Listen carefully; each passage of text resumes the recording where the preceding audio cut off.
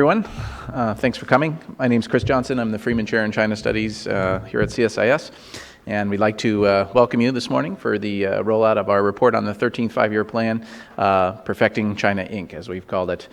I just wanted to go over real quickly at the beginning the purpose of the project and thank all the people who've been so instrumental in helping us get this project off the ground. Our main sort of focus in doing this was to accomplish several things.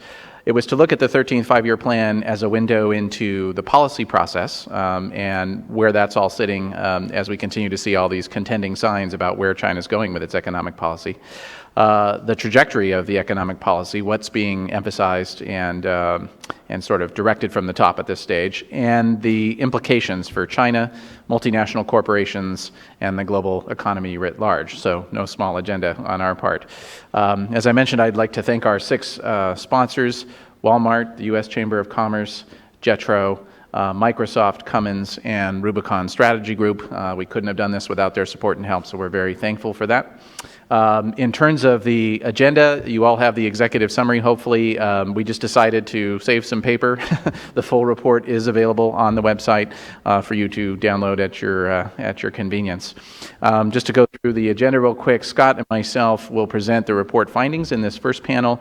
He'll go first and discuss the substance of the plan and its economic implications, and then I'll talk a little bit about the drafting process itself and some of the implications for Chinese politics from what we can tell from that, and a few words on U.S.-China relations.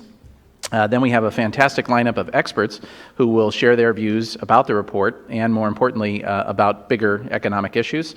And their discussion will be moderated by our friend and former Financial Times reporter Richard McGregor, who is now a visiting fellow at the George Washington University.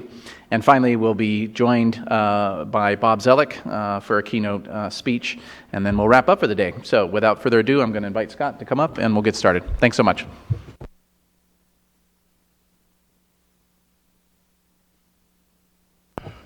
Good morning, everybody. Thanks so much for coming out. It's great to have all of you here.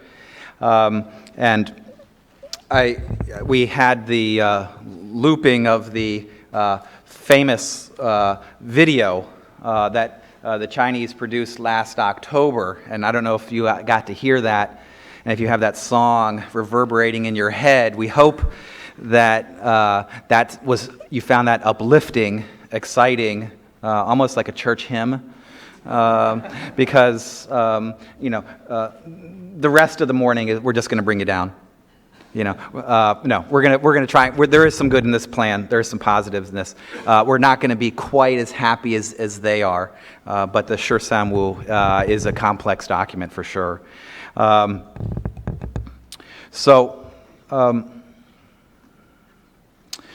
Let me turn to, this is the, another thing is it's nothing could be on its face more boring. And if you just look at the cover of this document, there's no graphics, there's no pictures. It's 148 pages of very dense text. So for a major report in Washington where people's attention spans are relatively short, you wouldn't think that this would be the place to start. But it really is, because this is, for the Chinese, their most authoritative statement about what their economic policy agenda is.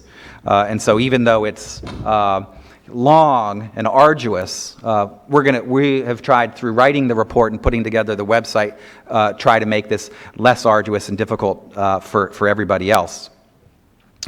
Let me talk about the economics, the substance of the plan on the economic side, what's needed, what they've done, where the plan seems to be successful, where are the problems. And then I'll turn things back to Chris to talk about the drafting and the political side of things.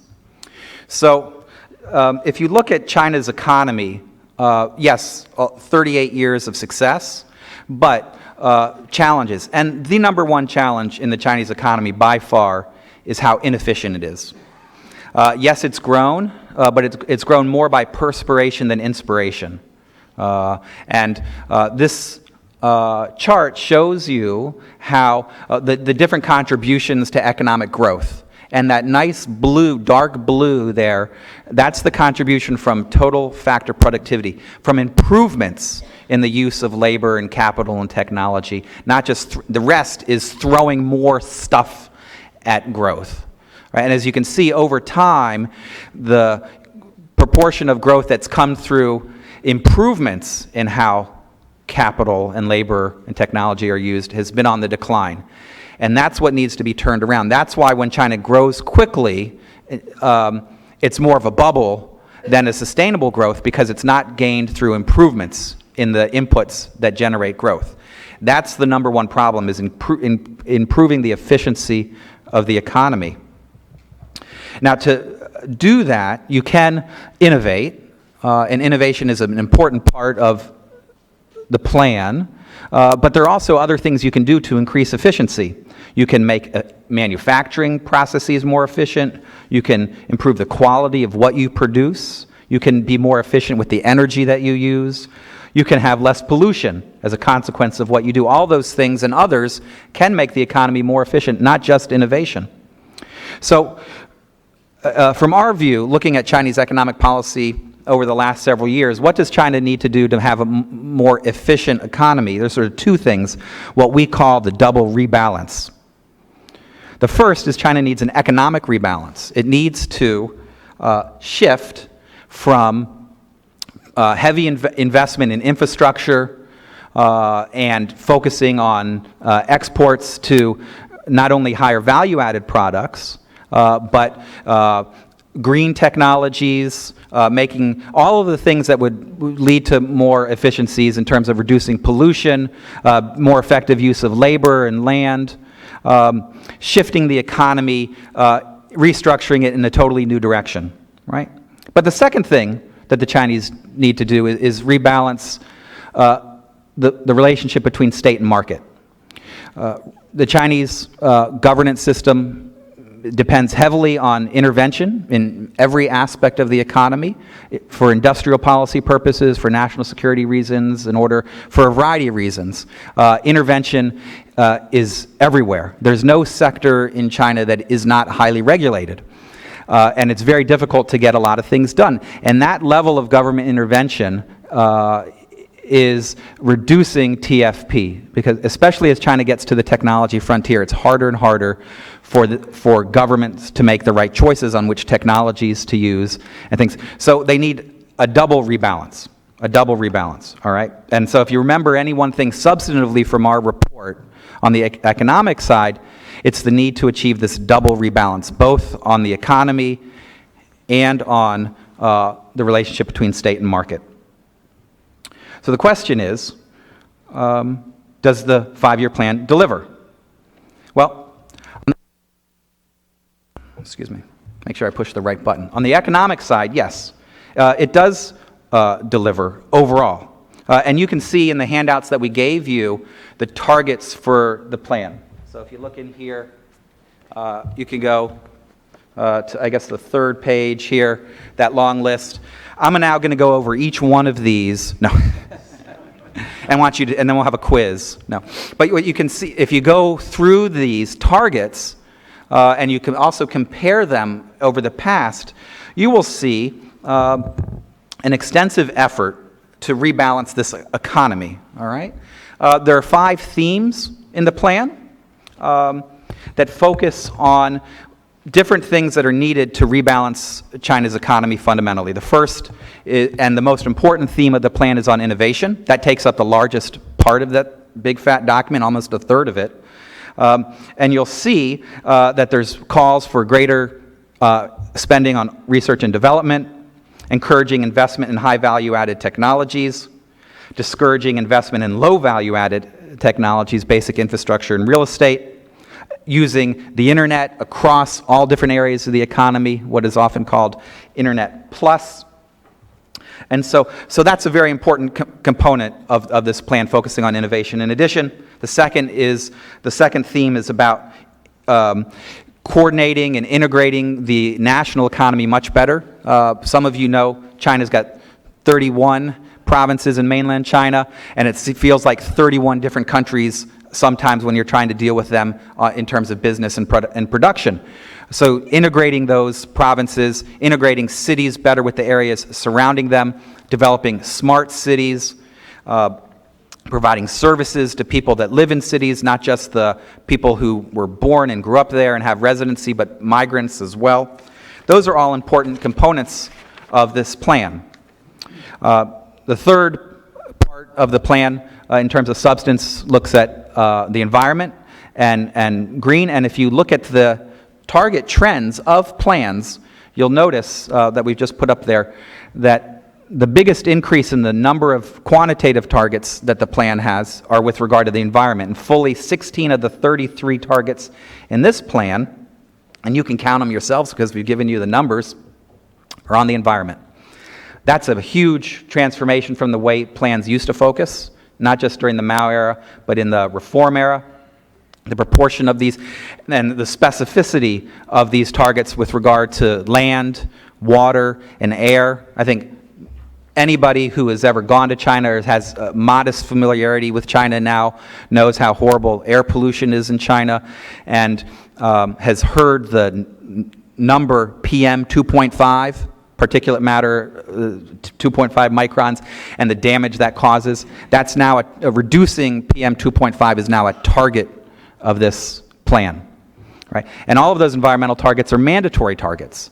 So that means it's really imperative for those officials who want to keep their job to reach those targets.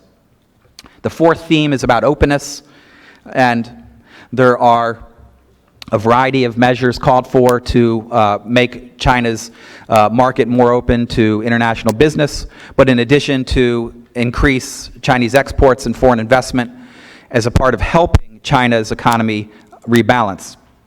Lastly, there's a big emphasis on expanding the social safety net, healthcare, pension coverage. There's a part of the plan, a big project called Healthy China, which encompasses a whole range of different goals to improve the healthcare system, what's covered, improve hospitals. If you've had to go to a hospital in China, you know why Chinese hospitals need to be improved. And encourage healthier lifestyles, so people need to use the healthcare system less. So all of those things point to a desire to reform the economy, to rebalance the economy. But what about the rebalance for the state and market, that relationship? That is not achieved. All of the goals on the economic side of rebalancing are very ambitious. They are extremely forward-looking, pretty amazing for a country to think that far forward. On the political side, they're far less ambitious. It's much more incrementalist. And there's several reasons why that you can see in the plan and things outside the plan that shows you that they're not going to be rebalancing the relationship between state and market. The first is the list that you're looking at, which is in our report, which are all the priority sectors in this plan. Right? So they have identified key sectors. Now these are very advanced technologies, many of these on the left side, in information technologies, green technologies, all the types of technologies that you'd want to move toward, but the way they're going to get there through this plan is throwing the state at the plan, is throwing money at the plan, industrial policy, top-down governance to promote these industries. They have created private equity funds, which are not private, that add up to trillions of dollars that they are going to spend on these technologies. So they're not, the hand of the state is not moving, or is not being eliminated, it's just being put under the table. So it's still going to be quite significant. Then, in addition to that, you've got China's institutional regulatory structure. And if you read the report, you'll find, yes, they discuss in a variety of areas reforms to that institutional structure that need to occur in many, many different areas. But in every single instance, the discussion of those reforms are incrementalist. They're things they would like to do, partially achieve, not as ambitious as on the economic side. So I'll give you just a couple examples. State-owned enterprises. I think people are familiar at how problematic China's state-owned sector is. It's a smaller share of the economy than it used to be, but it's still extremely important. And this plan calls for strengthening that sector, for keeping the public economy still as the dominant sector of the economy. There's a discussion about SOE reform, but SOE reform includes mainly mergers and acquisitions amongst SOEs, strengthening the role of the Communist Party in SOEs, taking modest steps to experiment with independent boards of directors. It does not call for bankruptcies, radically throwing up the winds of competition to all different types of SOEs and seeing which ones live and which ones die.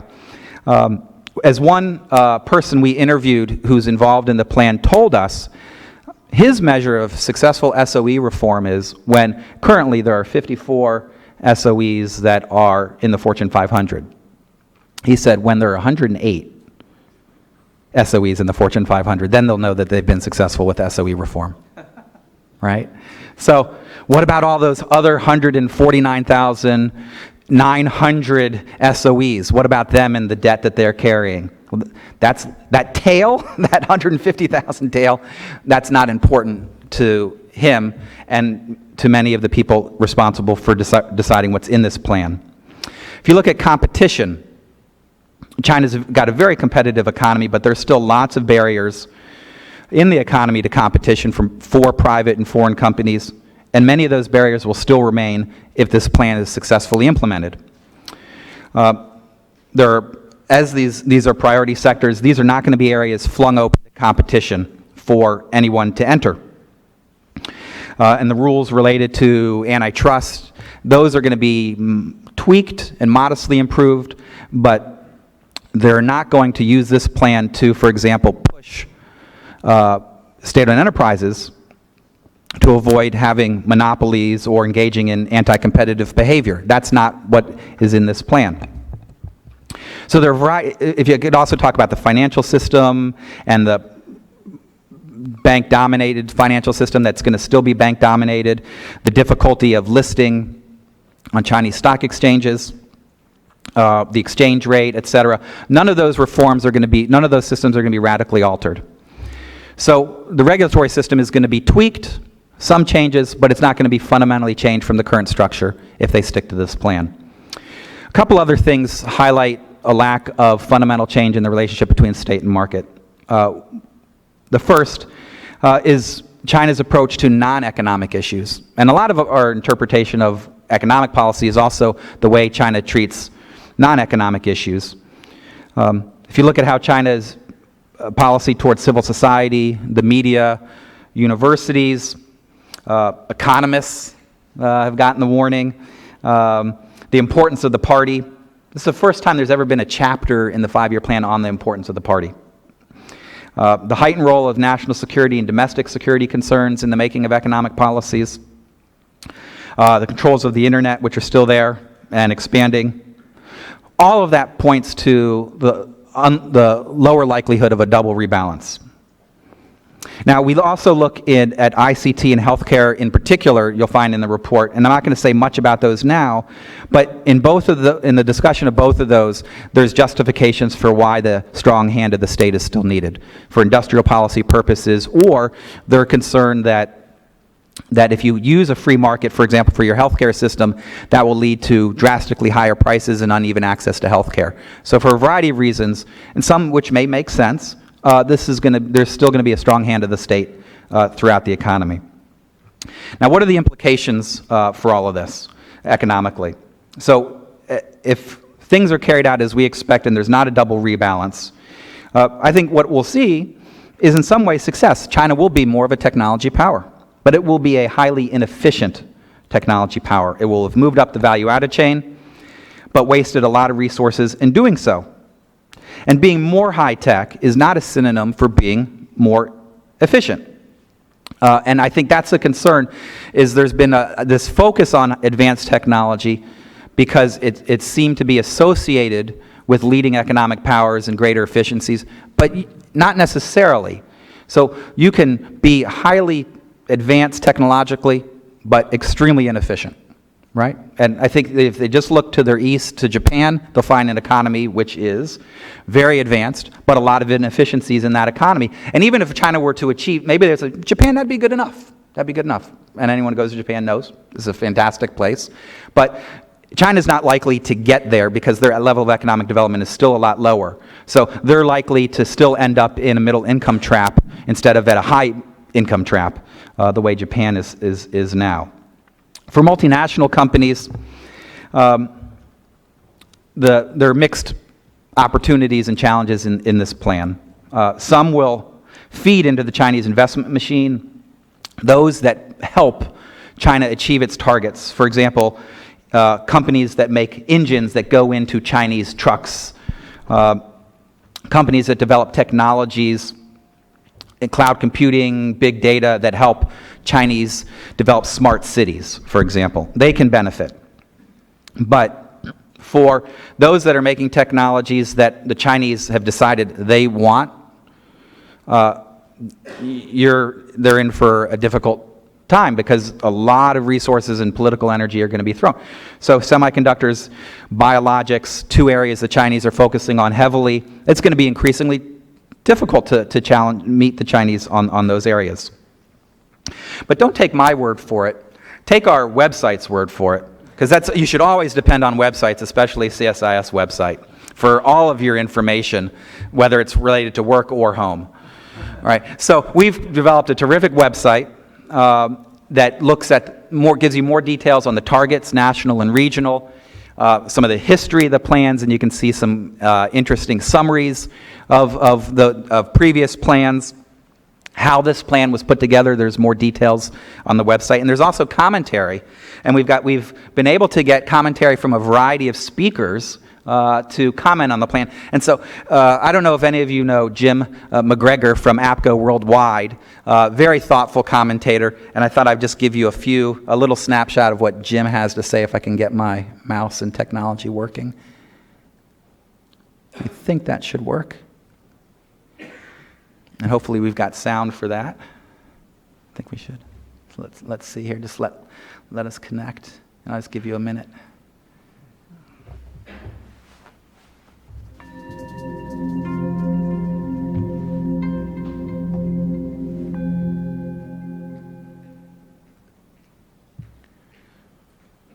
We're working. We'll just to give you a chance so you know that later you definitely want to go see this. I think they're still important, but they may be a little less important because there's been this is a different administration. There's been so many policies that have come out leading up to this, whether it was the third plenum of the party and all those economic reforms, or China Manufacturing 2025, or Internet Plus, and all these other things that have come out, that now that this plan has come out, people used to look at the plan as kind of a blueprint, and now we're not sure what it is. It might have some aspirations to it, but so much of it is just a collection of compromises. So it is interesting, you watch the plans to see where China's going. I think we watch this plan to see where China wants to go, but may not have a consensus on getting there yet. Okay, so let's stop there. So that's perfect. Well, I wouldn't presume to be able to write a 5-year. Okay. Yeah, so terrific for him. We've got other commentators up there. We'll add them, both Americans and Chinese as well. So not one side at all. Let me just conclude by talking about the world economy. So if China implements this plan as we expect, and there's these challenges, China's going to be an economy that grows but has a lot of volatility and puts a lot of stress on a variety of sectors. Both of those sectors are going up and they're expanding. And when there are shortages, when China's suffering from a recession, which China might mean 4% growth. But in either instance, that's going to put pressure not only on sectors and competitors that don't have the budget flexibility that Chinese companies have, the soft budget constraints. It's going to put their business models under stress. And so I say China could do for semiconductors what it's done for steel. And if you know, the steel industry is facing a lot of difficulties, and that could happen to other high-tech sectors unless China increases the efficiency of its economy and reduces the ups and downs in its business cycle. But the other thing is that volatility will translate macroeconomically to the rest of the world through changes in inflation internationally, through translations into securities markets and other ways. So that's going to require, a lot of adjustments, not by China, but by the rest of the world. So there are a lot of economic challenges that China faces. Some of them are addressed in this plan. Some of them could be addressed a lot better.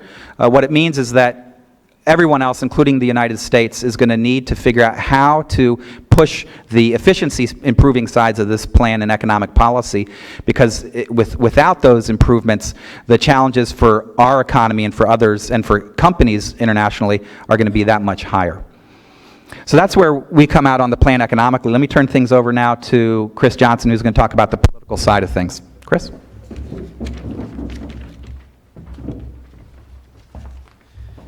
Thanks, Scott. Appreciate that. I'm going to keep this very brief because we want to have a few minutes for folks to ask some questions. We've seen all the targets. We've seen the priorities. Now we'll talk a little bit about the stuff that's a little harder to get at, which is the process behind the scenes and who was involved, when, et cetera. First, just a quick word on mechanics. I think in the discussions we had with folks that we interviewed, nothing too surprising there. I mean, it's very similar, really, in a lot of ways to previous five-year plans. Extensive, lengthy consultation with folks over a period of about 2.5 years. That's usually the standard cycle that we see. Lots of research. We had experts involved, business, foreigners, full, very lengthy consultation process going in. But then we saw the process narrow, I think, quite dramatically in terms of as it came close to completion. And the drafting and the decision-making itself, in our take, became much more sort of politicized, I think, than it has been maybe in some earlier ones. And I think there were two main things that we noted. The first was, and I know Barry and others have written a lot about this, the role of the party was much more extensive this time than in the past. In previous five-year plans, National Development Reform Commission basically took care of the whole job. This time, I think we saw a much greater role for the party's financial and economic leading group in terms of the management of the process, and differently, I think, than in the past, some greater evidence that they were involved in the nuts and bolts of the drafting, not just setting the broad parameters. The second, I think, was the personal role of Xi Jinping in at least stamping the five-year plan with his own brand, and that's obviously a big shift from before. This was the Chinese premier's show in the past in terms of how the plan was rolled out. We saw this at the fifth plenum last fall, where they sort of put the official stamp at the plenum on the draft. It was Xi Jinping that announced the results, not Li Keqiang. And so that is a significant shift, but something we've seen really since Xi Jinping arrived on the scene. We saw that certainly in the case of the third plenum in 2013 and onward from there. And then I think the other major sort of piece that struck us was how this whole concept of supply-side reforms came into the process. And the sense that we got was that, very late in the game, I mean, going into the Spring Festival period right before the National People's Congress that wound up sort of ratifying the five-year plan, supply-side reform wasn't in there, even though it was clearly coming out of last December's Central Economic Work Conference, the key economic theme for this year and going forward. And I think the sort of provenance of supply side is very important here too. It really didn't exist at all before sort of last November. Liu He gives a speech on it in Guangdong, and then less than a month later, there it is as the key sort of theme coming out of the Central Economic Work Conference. So clearly Xi Jinping got onto this idea pretty quickly. It's sometimes with this one, I think, hard to know where Liu He ends and Xi Jinping begins and back and forth. But clearly he's very enamored with the idea, as this recent release of a speech that he gave in January, publicized now in People's Daily, tells us how important it was to him. And so the sense we got was, of the 20-ish drafts that the five-year plan went through in its entire life, there were 8 that took place between Spring Festival and the National People's Congress session. So that tells you how concentrated the sort of debate and the process got very late in the game. And I think that's important for several reasons. I mean, one, it tells us that the debate is still very much joined inside the system. And I think in many ways, at least for me as a non-economist, I see the 5-year plan as something of a Frankenstein's monster of just putting everything in there. You can see all the cross currents and contending policy thinking within the system. And I think we see that is continuing. So the ratification of the 5-year plan didn't stop it. On the 9th of May, we had this article on the front page of People's Daily by the authoritative person, this interview with the authoritative person, and clearly taking aim at some of the policies that the State Council has been following, I would argue, over the last couple of years, but certainly since the beginning of this year. Lots of debate as to who was behind that. I think we were talking in the green room this morning. There's a consensus among us that the pen certainly looks like Lioha to all of us. But the question is there a higher order political game going on? At some level, that's unknowable. But the sense I get is it's been very interesting to see how active Premier Lee has been since the National People's Congress in terms of public appearances, but not much of an agenda, quite frankly, other than just showing up to show that he's still in the game.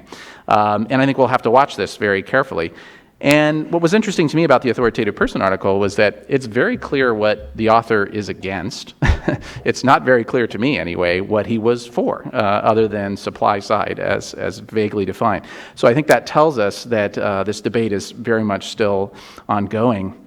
What can we draw from this? There's a lot of different theories out there as to what this means. Some have speculated that, this is part of Xi Jinping's, original secret plan to turn left and then turn right, and at some point rip the mask off and show that he is China's Gorbachev. We're highly dubious on that score.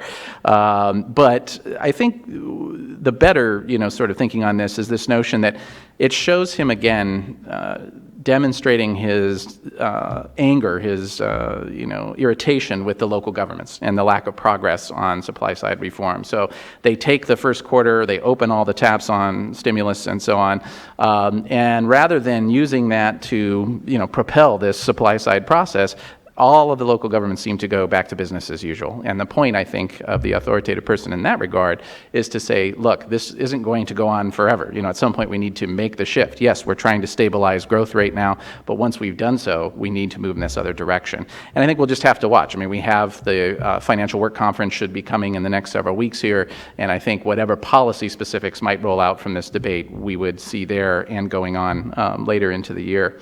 I think the third one is that, this notion of, is there a huge policy disagreement between Xi Jinping and Li Keqiang? I think my own sense is no, there probably isn't a huge policy disagreement. What there is competition over the 19th Party Congress that will happen next fall. And this is Xi Jinping, I think, in a lot of ways, beginning to signal to the system, this is what the fight is about going forward. And, my own sense is that if Xi Jinping gets his way, we'll see a very sort of disruptive result coming out of the 19th Party Congress, by which I mean a lot of the rules and patterns that they've been following for the last several party congresses will no longer pertain necessarily if he gets his way. And I think it's very possible that Li Keqiang will not survive as premier beyond the 19th Party Congress, but we can talk about that in the question and answer period.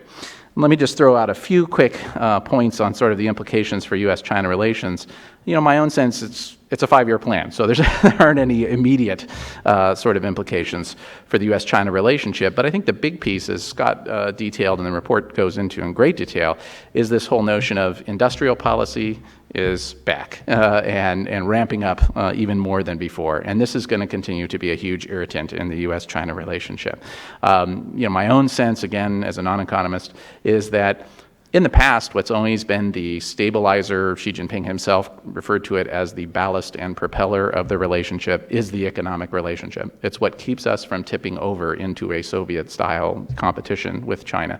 And yet, I think that we're beginning to see clear signs that the economic relationship is actually becoming, in some ways, more tense than the security one, in that the security issues themselves are challenging, intractable, arguably irresolvable. Tensions over maritime, tensions over cyber, these are persistent. The sort of slow decay on the economic side, I think, is very concerning. I think the second one is, as Scott pointed out, that if that second rebalance is not taken on by the system, and it doesn't look like they will, they're going to be shifting the adjustment burden to everyone else in the global system. And that's bound to have impact for U.S.-China relations. And then I think thirdly, it will be interesting to see what does this plan and sort of the agenda that they're setting have for our own political process here in the U.S. as we approach an election year campaign. So far, China hasn't become much of a political football in the process, but we're still early yet, and when we settle down to the two main candidates, it'll be interesting to watch. So let me stop there, and we're going to take a few questions from the audience, and then we'll move on. Thanks. Terrific. So we want to use a few minutes to take some initial questions before we switch to the experts panel. So feel free to raise your hands and identify yourself and ask a question. Who wants to go first about what was on line 24, target 7? No. Yes. Yes, just identify yourself. Here comes the mic. Yeah. Martin Wilhelm, Geopolis Energy Partners. I do have a very detailed question, but I think it's big picture. I think you said one likely scenario is to see this plan move China towards being much more of a technology power, but a highly inefficient one. My question is, if you look at how science and innovation and high tech is being developed these days, it's a very complex operation where in that operation of becoming more of a technology power, you can be more or less efficient.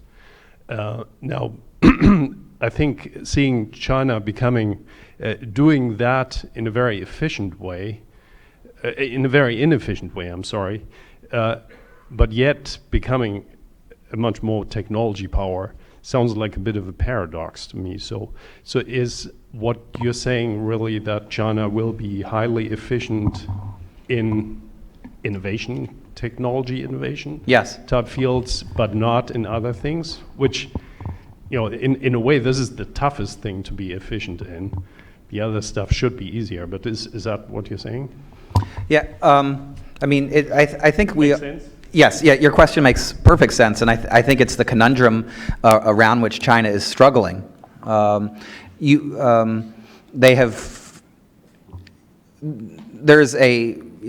plan is less about innovation and more about advanced technology. So there's, if you think about, moving up the value-added chain, China having always been an assembler, a manufacturer, where there's a low profit margin. Stan Schur, the founder of Acer, had this really nice description of this called the smile curve, which is when you invent a technology, the value added and the potential profits are very high per unit, and when you market it and sell it, they're very high when your brand is on it. But at the assembly side, it's really low. And China has been stuck at that bottom. So moving up on either side makes sense. But you might spend a ton of money and resources moving there, and you might be picking a lot of technologies which don't make sense. So, and so that may be very inefficient. So you may end up, having 20% of the global market share of semiconductors, but if you have wasted a ton of resources to do that, we shouldn't think of semiconductors necessarily as any different than ballpoint pens or sneakers. If you're very inefficient, it's not going to really make if the company may look like it's making a profit, but there's a lot of debt that's built up from state banks and things. So that's one thing. And then since raising TFP is based not just on technology, but on all the other components which contribute to efficiency gains, the fetish with technology and not focusing on those other things may distract the Chinese. And I think the one reason they have is that's the shiny thing. That technology is really bright and shiny. It's what's a symbol of success. It's easily pointable to.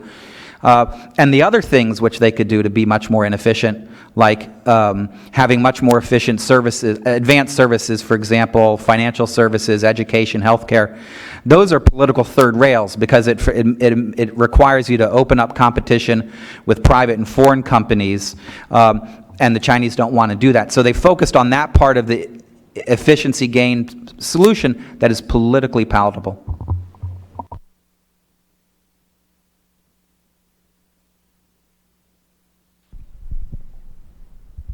Markus Radler from the IMF. For 35 years, we have been telling the Chinese to do it differently. And for 35 years, they have been successful. What's different this time that will convince them this is the time to change?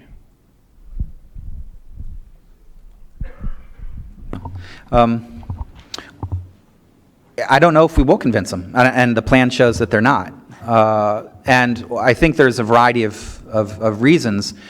That overall successful record, and then success not only breeds confidence, it breeds winners, and those winners don't want to change, right? So it's very difficult once you have such not even though the state-owned sector is only a third or less of the economy now, those top SOEs are extremely large, extremely powerful, very difficult to move, even if they're inefficient.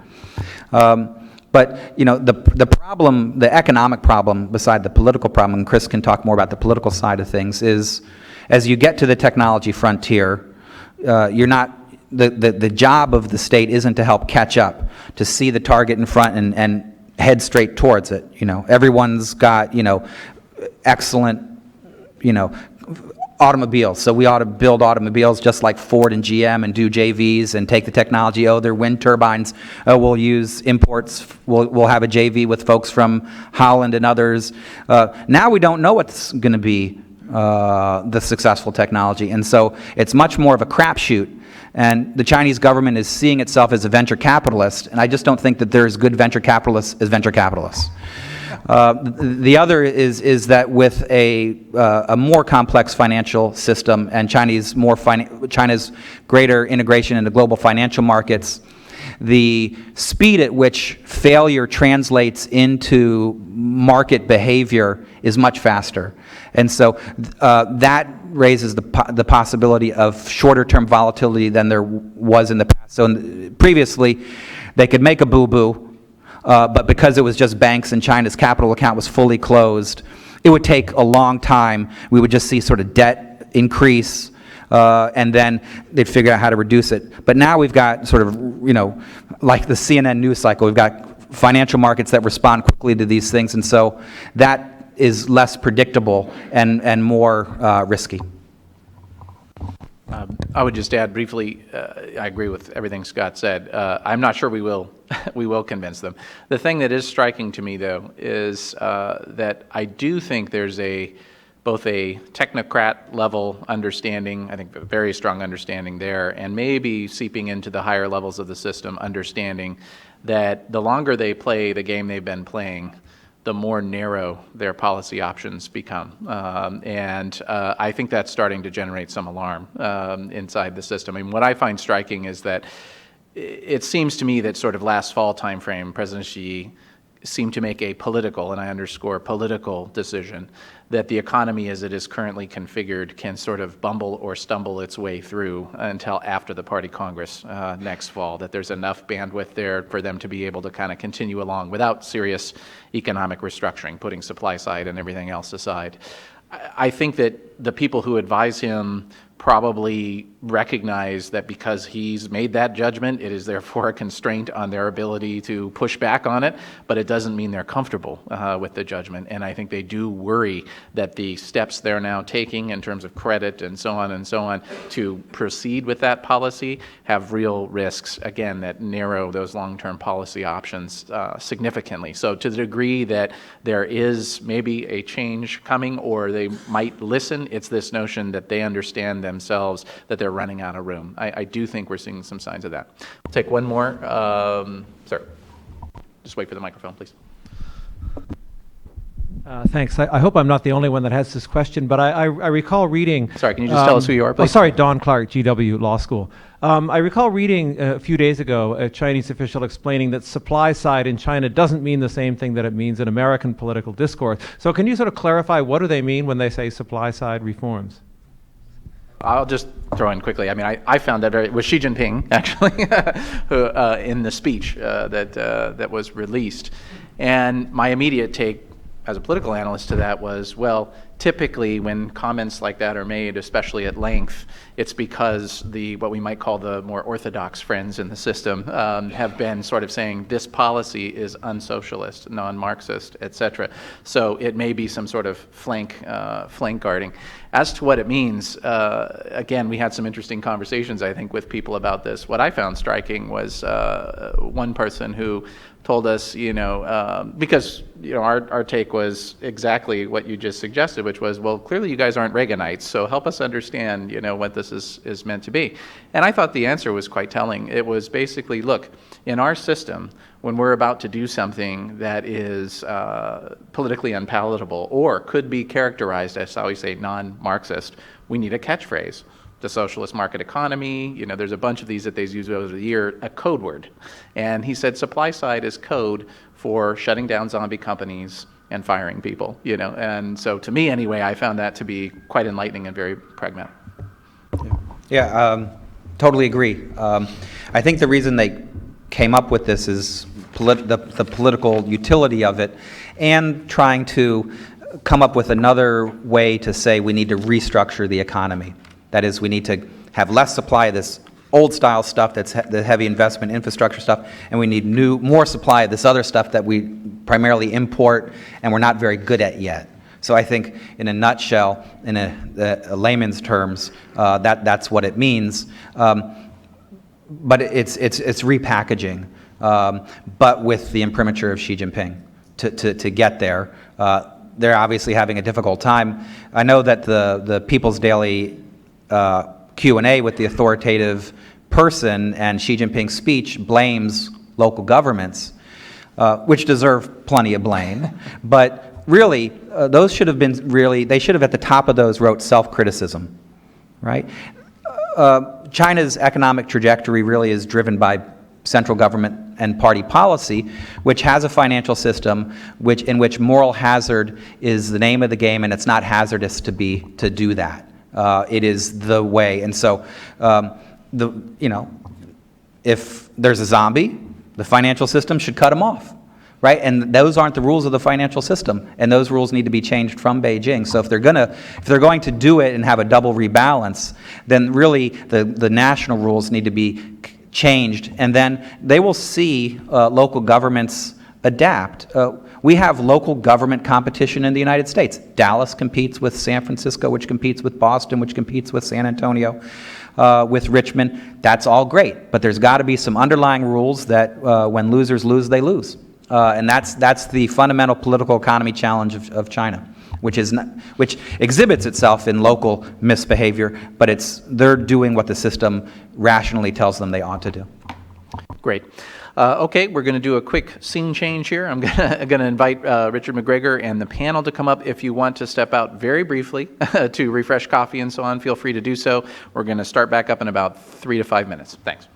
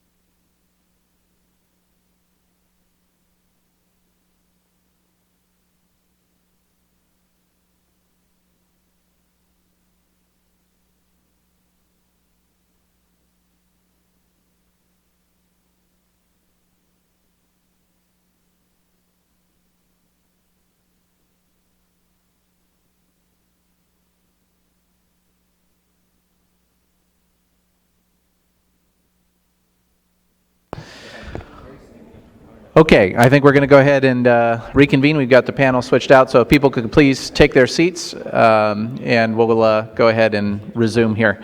I'm going to briefly introduce the moderator of our panel, and we're very pleased to have with us we're very pleased to have with us Richard McGregor, as I mentioned in the intro, formerly of the Financial Times, currently a George Washington University visiting scholar, where he's working on a fascinating new book with regard to China-Japan relations that we're all looking very much forward to, and also the author of a book called The Party, which for me anyway, is the book that I always recommend to people who are interested in learning more about China but don't have a lot of experience in it. I think it's a fantastic book for understanding the role the party plays in the system, and frankly, I think Richard was very prescient in sort of putting that out there, and then now we see what Xi Jinping has done with re-emphasizing the role of the party. Richard will introduce the panel. We'll go through and have each of them give some presentations, some general discussion among the panel members, and then we'll save a few minutes at the end for Q&A for the audience. Thanks again. Richard? Thank you very much, Chris, and thanks, Scott, as well, and thanks for the excellent report. I'm just going to introduce briefly each member of the panel, then we'll go on to the panelists one by one. On my right, immediate right, Rod Hunter, who's formerly in the White House International Economics Directorate, and now heading Pharma, which represents innovative pharmaceutical companies. Bill Wyman, a technology analyst. I think he's far more than that, but we're just keeping it brief these days. Today, Oliver Melton, who's in the State Department's Bureau of Intelligence and Research, and Barry Naughton, who, as many of us know, is a long-time China economist, writer of many of the textbooks we've all used, and at UC San Diego.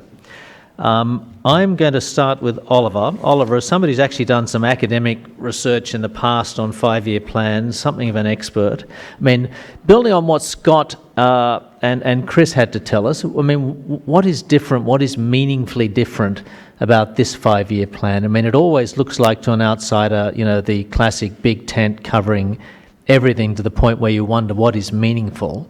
So you tell us what you think is meaningful about this one.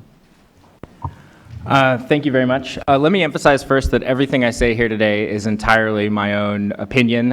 In no way, shape, or form reflects anything that the U.S. government believes. Definitely, I am here representing my own private research that I do on my weekends and evenings. I should also note that the real expert on the five-year plan is sitting right next to me, and it's a little bit embarrassing to be speaking first. But so I think what's new about this plan is that it really locks in the gains or the strategic orientation of the third plenum, the fourth plenum, and some of the subsequent policy documents that have been released in 2014 and 2015. As such, it wasn't very exciting to actually read. Scott and I, and I'm sure Barry and others, were really excited when we finally got a copy of it, and we raced through it late at night and really I personally found very little that I hadn't already expected that wasn't already telegraphed, which should have been expected because the plan itself is actually a policy-making process and institution meant to facilitate the implementation of policy. It's not really the moment or the venue to set new strategy for the party. Now, maybe that used to be different, but today I really see this as the mechanism by which the Communist Party clarifies its top priorities, but most importantly, creates the framework to adjust the incentives for lower levels of government to implement those policies. So as such, it really wasn't terribly new. But it does encapsulate the strategy going forward. And I think we left with Scott explaining supply-side reforms as was a really good point of divergence here, or point of transition. And so I see the 13th five-year plan and two key components, which are reflected in the sections, which the CSI report actually does a really good job of explaining. The first is all of the stuff that we would traditionally think of in terms of supply-side reforms, which is to say, all of the core microeconomic reforms you would need to increase efficiency in the economy. And some of these are really, really critical. Financial sector reform in particular, but all factor market reform, sort of on one end, financial sector stuff, which looks like it's moving fairly well, but on the other extreme, even land reform, which is going to continue moving very, very slowly, but is part of a broader package to ensure that resources more accurately reflect the true prices and value in the economy. And this can have a pretty significant follow-on effect in for the structure of the economy and the use of resources.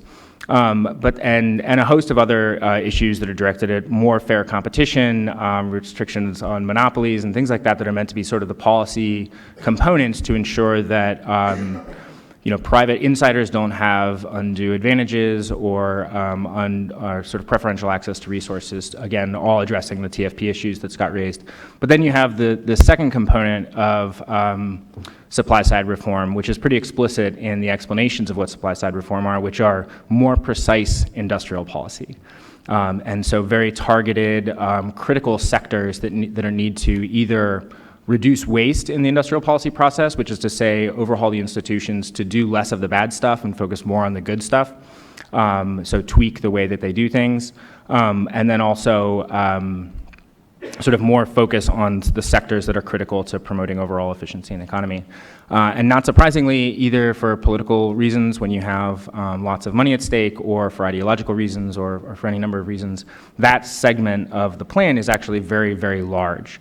So if you go through the Made in China 2025, the innovation, mass entrepreneurship, Internet Plus, et cetera, all these plans that were released in the last few years and then formalized in the 5-year plan, virtually every major industry is incorporated in some way, shape, or form.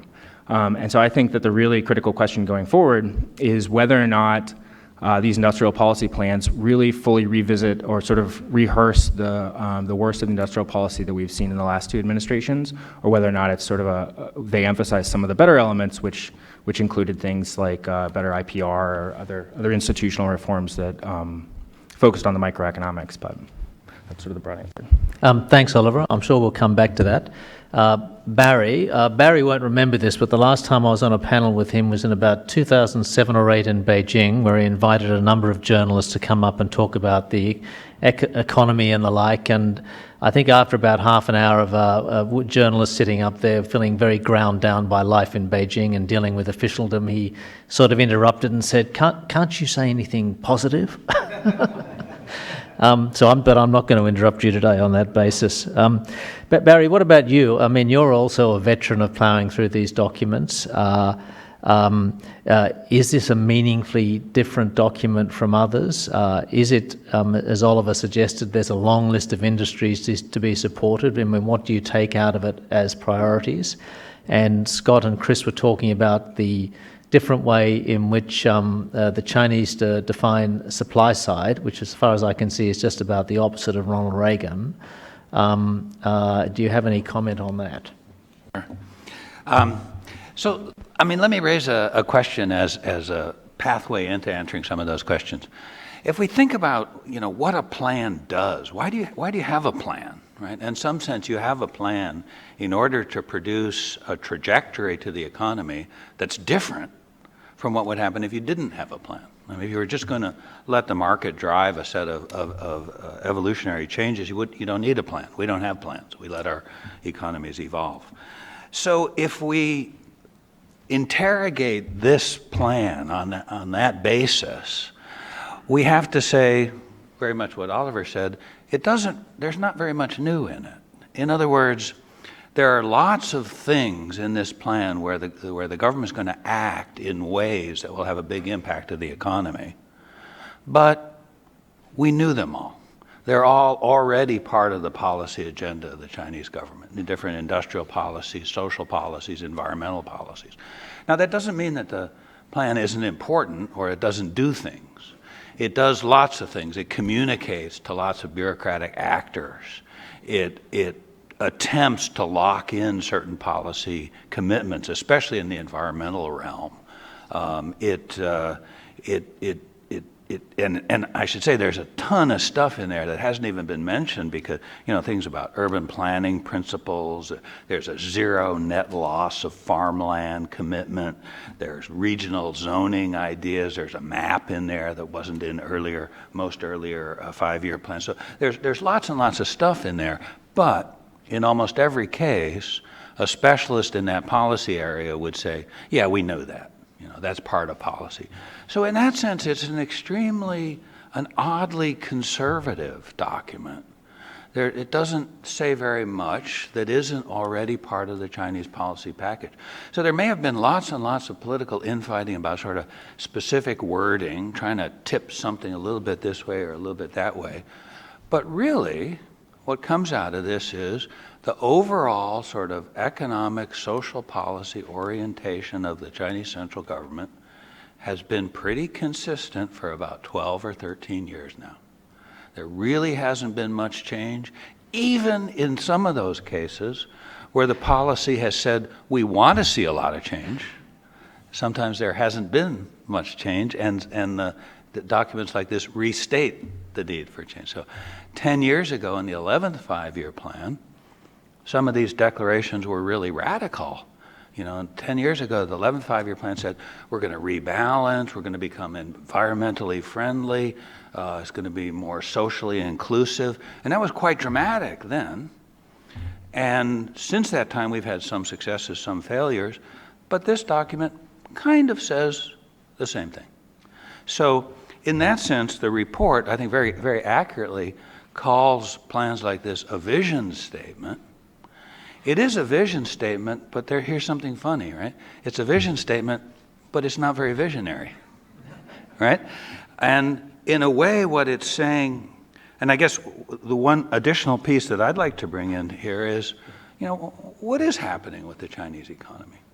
Well, the simplest possible thing we can say is the Chinese miracle growth era is ending, right? 10% growth, that's over. It's never coming back. What this plan says is we think we can stop the slowdown at 6.5%. And we think we can do that by pouring money into high-tech investment. Now, I think that's probably wrong, right? So in that sense, I think whatever visionary element there is in it is probably not right. I don't think they've got the mixture right. I think growth is going to slow a little bit more. And I think when China does emerge as a high-tech power, it'll emerge in ways that are rather different from what we might see envisioned in this particular plan. So what I like about this report is that it does two things that I think are really important when we look at a plan. Number one, it takes the plan seriously, so it looks at all the things that it's saying. And on the other hand, it takes it not so seriously and looks at certain areas where there are gaps and errors. And here's, maybe I'll just end with one sentence from the plan that I found especially kind of discordant in the section on technology. It says, we're going to even more guide technological development towards cutting-edge research and the frontier. And we're going to do more fundamental scientific research than before. And we're going to pay more attention to disruptive technologies. So I thought it was pretty good that they managed to include essentially the Higgs boson and Uber in the same sentence. I thought it was pretty impressive.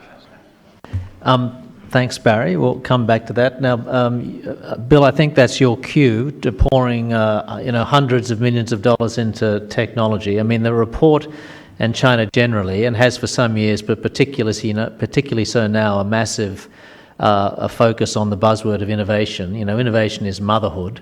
You go to any country in the world, everybody wants to innovate.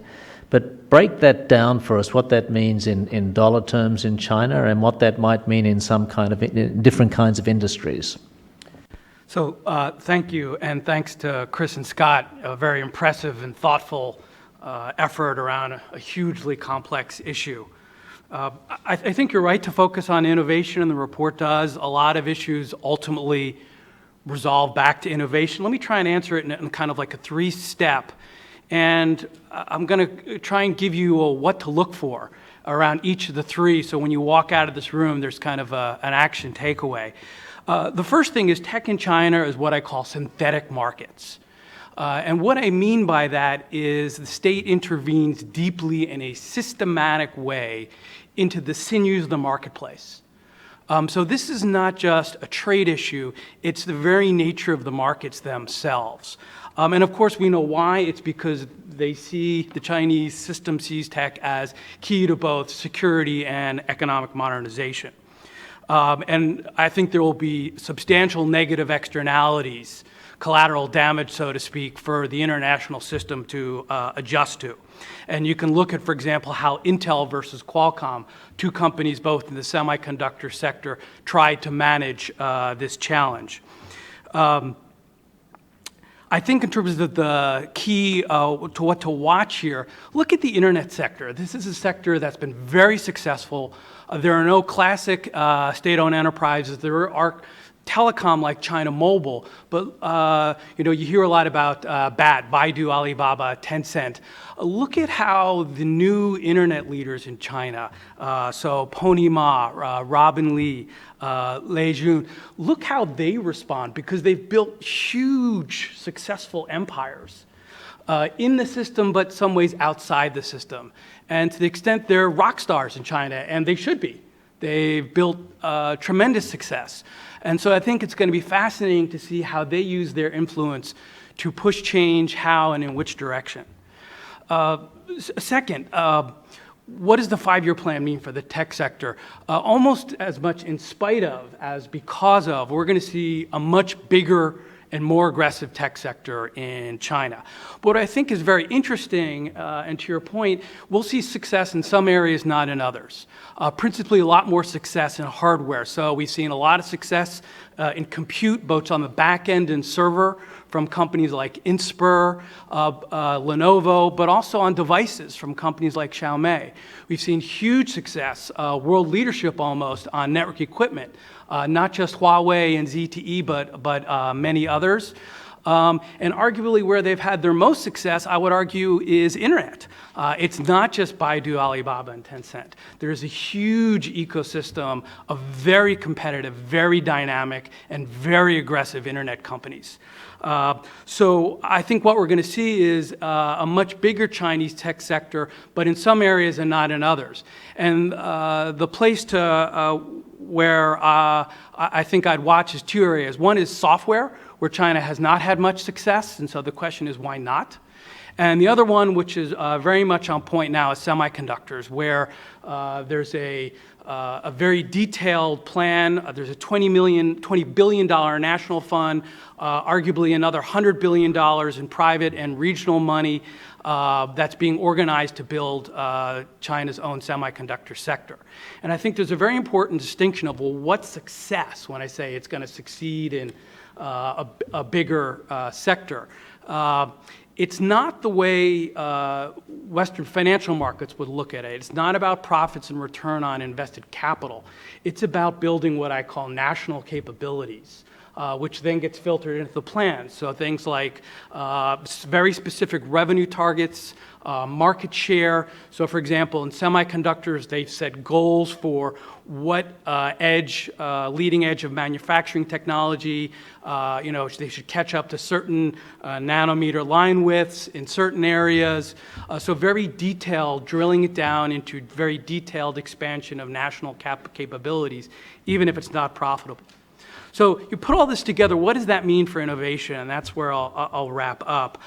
Innovation's hard everywhere. You can't hardwire it. It gets harder as you get to the production possibility frontier. I think China has all the key ingredients, right? They have talent, they have capital, a very strong university system in some ways, although that also is negative in other ways. There's a very robust VC system. In fact, the Western VCs say the problem in China for them is that everyone's family is a VC. And make no mistake, right, there's a very aggressive risk-taking culture, particularly in the South. So I would be very careful not to dismiss. You see a lot of very superficial China can't innovate. I would be very cautious about that. I think they have all the ingredients. The problem is that there's also a big set of retardants. The state-owned enterprises, intellectual property rights, The state labs, patent numbers don't mean a whole lot. The university system also, I said it has strengths, but it also has a lot of weaknesses. And when you boil it all down, what does it come down to? I think the core is there's this tension between the parties' insistence on control versus at the same time wanting to have economic growth and create wealth, which is fundamentally a bottoms-up process. So final thought, what do you watch? Look at, there's two very vibrant ecosystems in China that are very innovative and dynamic. One, the Shenzhen hardware ecosystem in the south, and then the internet ecosystem in Beijing. Watch to see how those two, because there's tremendous bottom-up innovation and risk-taking and a very aggressive culture there. So for example, look at how, let me give you two specifics, in financial services and online payments. Look at Alipay and the financial payments in WeChat, and look how that tension between their growth is managed versus the state banking. Or look at, for example, in the internet sector, look at, for example, all these new messaging platforms, Weixin and others, it's cannibalizing China Mobile's revenue stream. So look at how the system tries to manage those two. So essentially, synthetic markets expect a much bigger, robust tech sector, and then watch these ecosystems in Shenzhen in the south and around the internet in Beijing in the north. Thank you. That's fascinating. Let's broaden that a little bit again. Rod, you might want to talk about pharma and the health system, and please do if you can, because that's certainly part of the plan. And I think, as many of us know, China's had a big problem about, drug prices and using that to fund the hospital system. But one of the interesting things that struck me that Chris said, where he was talking about, even though the security problems between the US and China are in many respects intractable, he thinks that the economic tensions could be even worse soon, which is really saying something, frankly. And I guess based on, the return of industry policy, particularly high-tech industry policy, if you look back to when Japan and US tensions got, I think, to be the worst in 89, 90, and that was when Japanese semiconductor technology was at its strongest, and the Pentagon obviously had a view on that. So tell us, give us your view about, this document, Chinese economic strategy, and what that means for US-China economic relations. Well, thank you, Richard. It's great following the three of you because it makes it a lot easier. I think there's some common themes that come through here, and I do believe, Richard, that the economic diplomacy is going to get harder.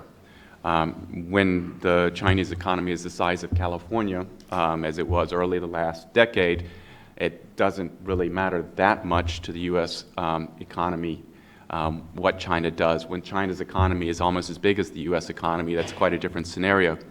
And I'll come to some of that in just a moment. But on reading the reports and what pieces of the translated pieces I have seen of the 5-year plan, sort of two minds, and I think Bill captured some of this. One of it strikes one a little bit as King Canute, as telling the waves to halt, the tide to halt, although King Canute was also wise and knew that he was not actually instructing the waves to halt, but rather making a point to the courtiers. But also, even if the plans won't fulfill as they seem to be articulated, the definition of success may be quite different from what we might see as a market success, because this isn't really as dominant a role as the party may say the market may have. It is actually a government run by a party that's run for ultimately for survival. And you don't have to be an Austrian economist or a follower of Bastiat to see the importance of the focus on what is seen, on the fancy technology products and the desire to create more like that. But you can also see it throughout just sort of the political economic decision making. One of the things that's most struck me over the years of working in China, and particularly over the last 5 or so, is a broad diversity of views in policy making. The party may have a dominant view, but there are a lot of reformers. And I think what we've seen of the 5-year plan reflects some of that diversity of view, but inherently the fundamental conservatism of government, of political parties in power. And so to the extent that there's innovation, it's in the margins, and it's the fruit of policy debates that have taken place over previous years. But even if you can, that the push towards innovation, something which is there is a fetish for, is not going to be as successful in the terms that we might see or the way that people might view it in Silicon Valley. When you're talking about billions of dollars, you can have big impacts on the rest of the world. And it may not be efficient spending, but it can have a big impact whether you're in the steel sector, in the tech sector, in the biopharma sector where I work. So an example, healthcare. I think healthcare captures in a way the sort of this mix of the role of the state and the private sector. I mean, it is an overwhelmingly government dominated sector, but in not a particularly coherent way. But I'll sort of walk through a couple of the steps if you're a pharmaceutical company trying to enter the market and how this affects not just the international companies, but also the Chinese companies as they try to build their markets, because they too are dealing with the same context, whether they're privately owned or state-owned. The regulatory approval system in China is very weak, like a lot of other major emerging markets. That's not unique to China. You know, you have only a couple hundred people who do the approvals for all new pharmaceuticals. You go to FDA out in Maryland, and they've got about 4,000 people, very sophisticated, trained, with their PhDs and MBAs and MDs. Replicating that is hard. The EU's got about 1,000 people, plus those spread around in London, plus those spread around the EU. You don't just create an effective regulatory agency to assure the efficacy, safety of products, and to do it expeditiously. So in China, it takes about 4 or 5 years longer to get a drug approved than it takes in a developed market. It's kind of hard to innovate when it takes that long. Second, IP rights. We've alluded to it a couple of times, but you have very targeted attacks on IP. Now that obviously hurts more the foreign companies, but it does affect the ability to attract capital. The reimbursement list. In order to get a drug, in order for a product to be successful, you got to sell it. It takes about 5 to 6 years to get a product after it's approved to get it on a reimbursement list so that you get paid when you try to sell it from in the state procurement processes. I mean, that's what 10 years we're already talking about. Then when it comes to the actual procurement by the hospitals, they're largely state-owned enterprises. And you have all the problems which we've been alluding to in the state-owned enterprises. Plus, as you pointed out, they have all sorts of conflicts of interest within them. Basically, doctors are paid peanuts and make their living by taking a percentage of the pharmaceuticals they sell. Terrible incentives, absolutely awful incentives, so much so that doctors and hospitals have to have police protecting their offices because the patients don't trust them. This is part of the reason why you've had so much corruption in the sector and the reason why it's very difficult for Western companies to compete. And finally, there's a very, very weak private insurance market. It exists theoretically, but because of so many other attributes of the system are weak, can't be trusted. It's hard to set up a private insurance business to sell to those 300 million people who are middle class and above who would like to have competent health care if they could get it. So you have all these perversions, and on top of that, the aspiration is to create innovative biopharmaceutical companies. Well, you can do it if you got enough money. You can buy the science, you can buy the researchers, but will it be efficient? Will it be a market-driven thing? Would it be something we would recognize? Probably not. Could it have impacts on the rest of the world? Yeah. And so I think, in some sense, this sector is a microcosm of the challenges of moving towards the sort of rebalancing that we talked about at a moment, and also the inefficiencies, the political tensions within the sector. Thank you very much. I want to take up one question which the report talks about, and everybody who's dealt with the Chinese economy talks about, is the issue of the SOEs, the state-owned sector, which are, generally people consider to be a drag, even though, as Bill points out, some of the newer companies are eating their lunch. If you take Nick Lardy's work at face value, 70% of the output of the Chinese economy is private and growing. Are the SOEs still really an issue? Aren't they sort of being whittled away, and they might stand as sort of political totems in the future? Does it really matter anymore? Anybody can comment on that. Barry, you might go first. I'll start. I think it matters a lot. I mean, of course, the fact that product markets, goods markets, have become largely private, not largely, but substantially private over the past 35 years. Obviously, that's a very strong positive for the Chinese economy. But state enterprises are still dominant in almost all high-class services, in finances, in natural resources. The plan essentially, it makes a very strong statement about the need for large, internationally competitive state-owned enterprises. So in a way, it makes this one very strong sort of conservative pro-SOE statement, which I think is even a little bit stronger than the parallel statement in the third plenum document. On the other hand, it does have a lot of, sort of rhetoric about marketization. So it's very clear about separating commercial SOEs from public service SOEs. And I wanted to also highlight a statement that's in this plan in the very last section. So on page 149 of 149 pages, it says all of a sudden, the targets, not the binding targets, but the predictive targets in this plan, we rely on the autonomous action of market actors to realize. So it's almost as if they got to the end and they realized, oh, see, this sounds way too dirigiste.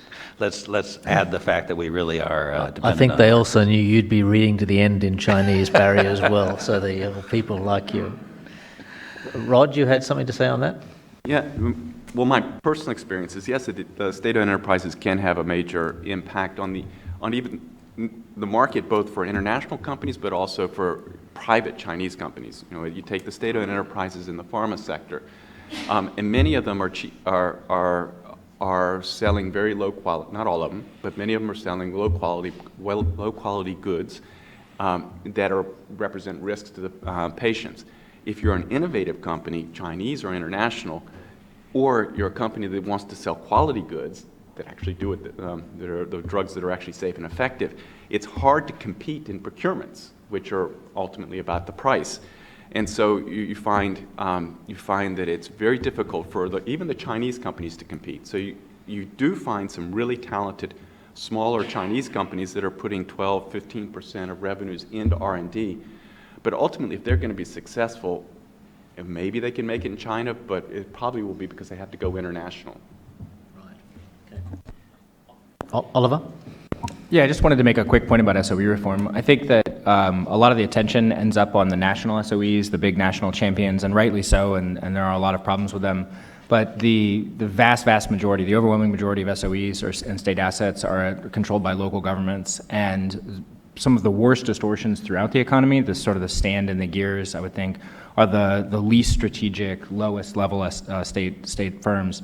And some of the rather tepid moves towards marketization, better incentives, more transparency, seem relatively or nearly irrelevant for some of the larger national SOEs, but could be fairly transformative for some of the lower levels, particularly for things like corruption and competition and procurement and things like that.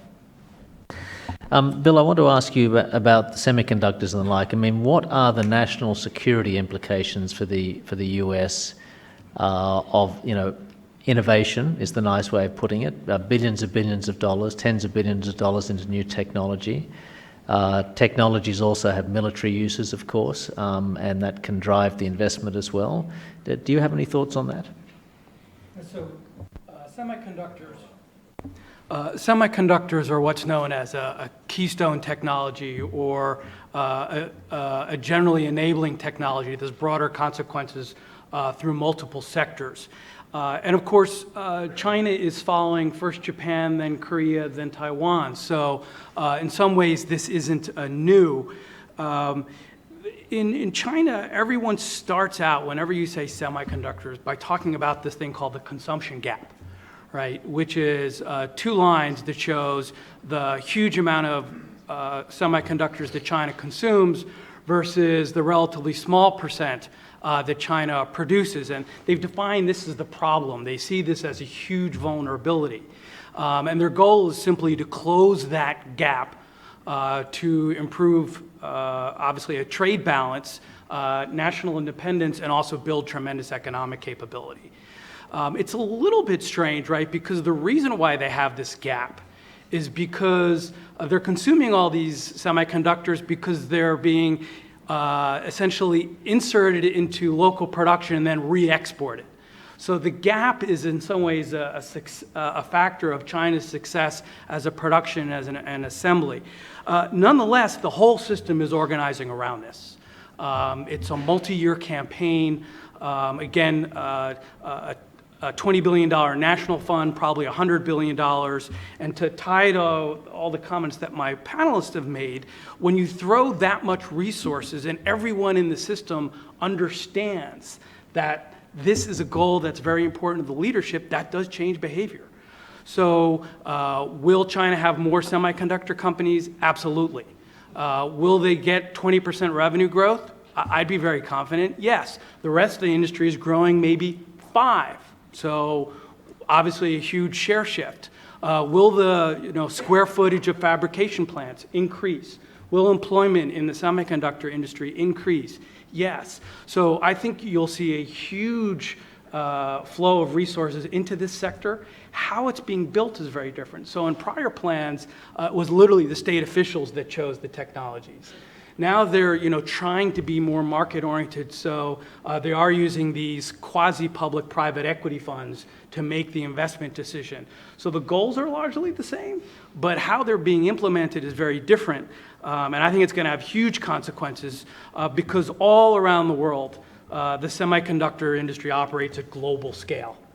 And so it's going to be a real challenge to say, how do you create a national industry in China around semiconductors when the whole global economy, the whole global semiconductor industry operates at a completely inverse principle. And I think it's going to create big consequences for the global sector that's trying to compete. Thank you. Now we're going to go to questions now. So, Mike, you've got your hand up first. Mike Macetic, PBS Online NewsHour. There's been some reference to this in both the first and second panels, but how do you jibe all the various proposals for innovation, economic reform, et cetera, especially when you compare it with, as Barry did 12 years ago, with what is clearly a different political atmosphere in China, even to the point one of you all mentioned that they no longer even want two-handed economists. The famous old Truman line about wanting one-handed economists. Just the whole clampdown on any kind of differences, dissent, that kind of thing in this economic context. Okay, who would like to comment on that? Yes, I can take a shot at it. I mean, so of course, we see, and I see, a very fundamental contradiction between those, the political tightening and the desire to create an innovative society. So I don't think there's any question about that. Obviously, the 5-year plan is not going to address that. Economists, I think, feel that privately they can still have two hands. But I agree they're starting to feel that they have to be more cautious on what they say publicly and what they publish. So it's a constraint, it's a contradiction, and it's, I think, also indicative of a kind of credibility crisis that we haven't really talked about much, but I think is also part of understanding this plan. It's a plan, it's an interesting plan. It's not necessarily viewed as a credible guide to the next 5 years. Thank you. Up the back there again. Thank you. Martin Wilhelm, Jobless Energy. I have a question for Bill Wyman or anybody else who would like to answer.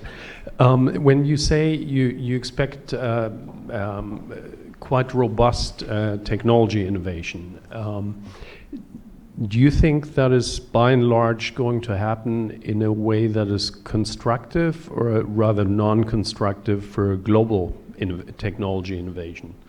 And from that, in an area like clean energy technologies, where there's been quite a lot of US-China collaboration, that if you look at it on a project-by-project basis, it has actually been quite successful. From your view, would you rather put a question mark or an exclamation mark behind the wisdom of those types of collaborative efforts? Right. So economists talk about growing the pie versus dividing the pie. So you have a growth effect and a distribution effect.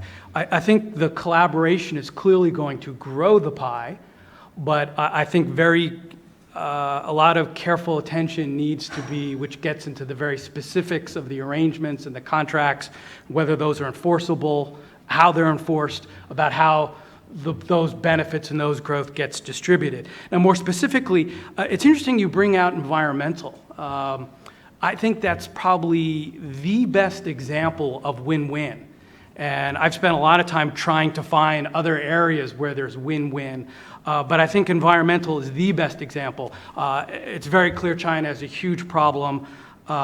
This is something that has global consequences. China may be in the epicenter for its own problems, but climate and environmental problems are by definition global. So I think it's the best example, and I would like to encourage, and I'm very optimistic about cooperation and joint efforts in the environmental side. First and foremost, because it's in China's own interest. Let me just stop and say, maybe I can ask you and the audience, is there any other sector or project area where we can identify a similar confluence of interests? You can see Bill after and write him a check. Any other questions from the audience up the back there? Yep. Hi, I'm Arbara Johnson. I work for Itochu. I was a student of Professor Naughton back in the 90s. My question is, what does this plan and statements leading up to it, what impact will it have for foreign investors and foreign companies in technology, financial services, and consumer goods? Who wants to take that on? Oliver? Just really quickly, in the third plenum and some of this, and actually going back to under when, there were a lot of statements, fairly high-level statements about which sectors would be opened up to foreigners, but more specifically private investors. And actually, I haven't compared sector by sector, but in totality, but it really does seem like the plan marks a step back in that. And I had actually really expected pharmaceuticals, maybe not all of pharmaceuticals, but healthcare and health equipment to have a pretty strong signal towards liberalization because it's so strongly in their interest, and was fairly surprised that it had a relatively tepid, I think, like perfect conditions for more private participation or something like that. So honestly, I think that that's one area where I really would have expected some movement here and some signaling. Best case scenario, it's part of a BIT negotiation where they were going to do it but decided not to, but it doesn't look great right now. We have time for one more question, if anybody has a question. To that thing. I just wanted to underline what I think Oliver or maybe Scott said before, that the plan sort of envisages some kind of government intervention in almost every sector. So there's just this compilation of interventions. So, I think the short story for the foreign investor is look for your sector and the specific government intervention that's taking place there, and then adapt your strategy around it. But don't think you're going to escape from a particular market distorting intervention. Okay, Mr. Chen, last question for you. Hi, Chen Weihua, China Daily. I want to go back to the previous panel question about the international community has advised China to do things differently, but China has been successful so far. So, and I also want to go back to Richard's comments that do you have any positive comments, the bright side you see from the 13th five-year plan? Thank you. Okay, we're going to finish with the silver lining. Who wants to take that? I'll give it a shot. I really do think that if they implement, even with really aggressive industrial policy and a really strong resurgent commitment to industrial policy that, again, which we're seeing hints of already, if they implement financial sector reform and relatively decent factor market reform, particularly in land and energy and labor, that there will be a transformative effect for the space within which Chinese state capitalism can operate. So the extent to which the state does intervene, it's always because it has this rent-seeking role where it is the final arbiter of where resources will go. But to the extent that banks will actually go bankrupt if they don't make returns, the room for local governments or central government ministers to actually intervene will continue to shrink. And so to some extent, if successful, efficiency could be enforced on the state. That's their intention. I think that's an optimistic case.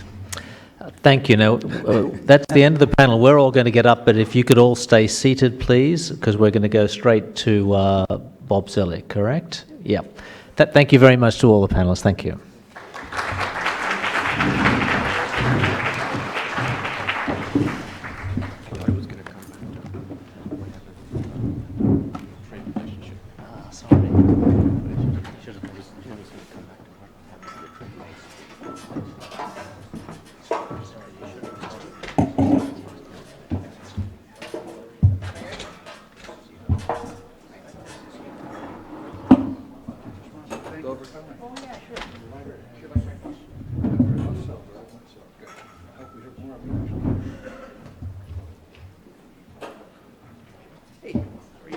Where do you want me? Right here? Okay. Introduce you.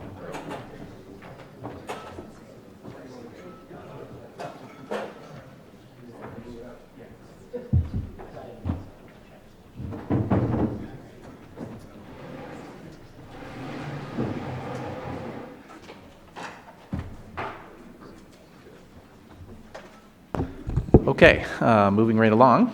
We're very honored to have with us as our keynote speaker today, Bob Zoellick, and so much appreciative that he was able to make the time to join us today.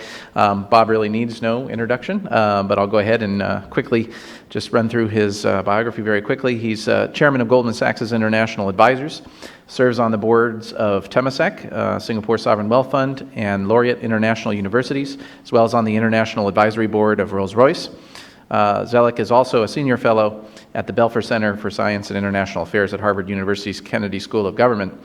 He serves on the boards of the congressionally created National Endowment for Democracy and the Peterson Institute for International Economics, and is a member of the Global Leadership Council of Mercy Corps, a global humanitarian agency. Zoellick was the president of the World Bank Group from 2007 to 2012, U.S. Trade Representative, of course, from 2001 to 2005, and Deputy Secretary of State, where I first met him, from 2005 to 2006. And from 1985 to 1993, Bob served as counselor to the Secretary of the Treasury and Undersecretary of State, as well as the White House Deputy Chief of Staff. And of course, he also was the president of CSIS for a brief period in that time. Bob holds a JD magna cum laude from Harvard Law School, a master's degree in public policy from Harvard's Kennedy School of Government, and a bachelor's degree from Swarthmore College. So without further ado, let me welcome Bob. Please join me in welcoming to the stage.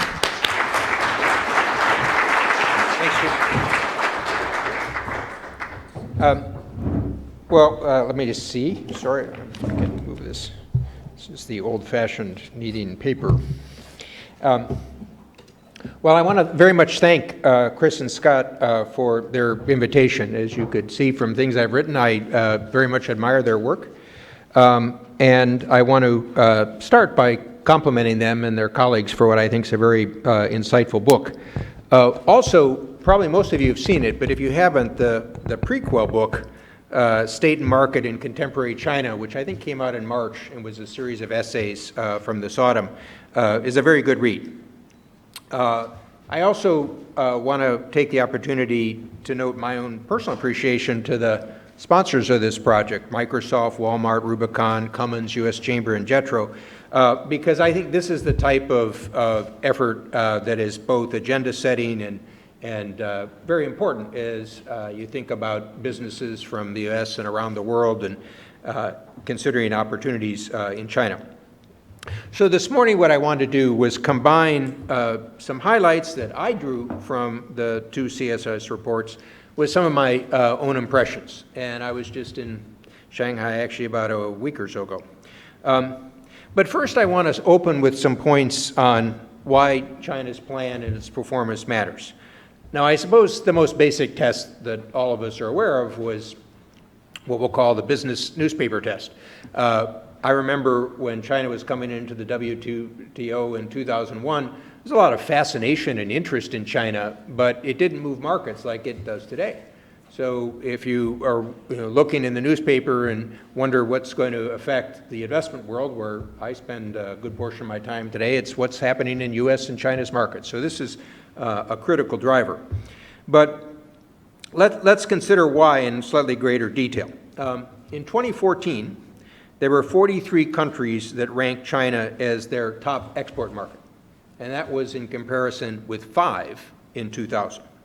Just to give you a sense of comparison, the U.S. is the top export market for 31 as opposed to China's 43, and that's down from 53 in the case of the U.S. in 2000. For the past 10 years or so, China has absolutely dominated commodity markets. So if you look at industrial minerals or steel or iron ore, the numbers are basically 45 to 55%. Very high for agriculture too. I think for soybeans it was about 26, 27%. And of course, as China has built its production capacity, that has an effect which we're obviously seeing in markets today with the so-called dumping suits. A statistic that I came across that I thought was extremely powerful was that China's production of concrete in 2011 and 12 was 57% of the global total, and that was more than U.S. production of concrete in all of the 20th century. Even with China's slowdown in 2015, China contributed over 1/3 of global growth. That's more than the United States, Japan, and the EU put together. And while obviously 6% growth is not the same as 10% growth, if you got a bigger base, the numbers start to multiply. So China's growth at 6% today would add about $340 billion to global GDP, and that would be in comparison with $260 billion 10 years ago with 10% growth.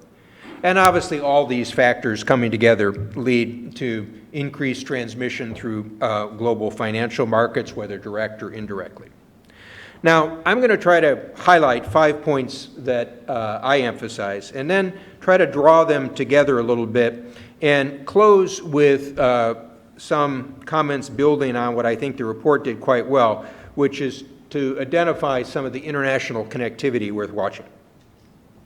First, and I think critically important to always keep in mind when thinking about China's economy, is that President Xi's #1 priority is the preservation of the Communist Party.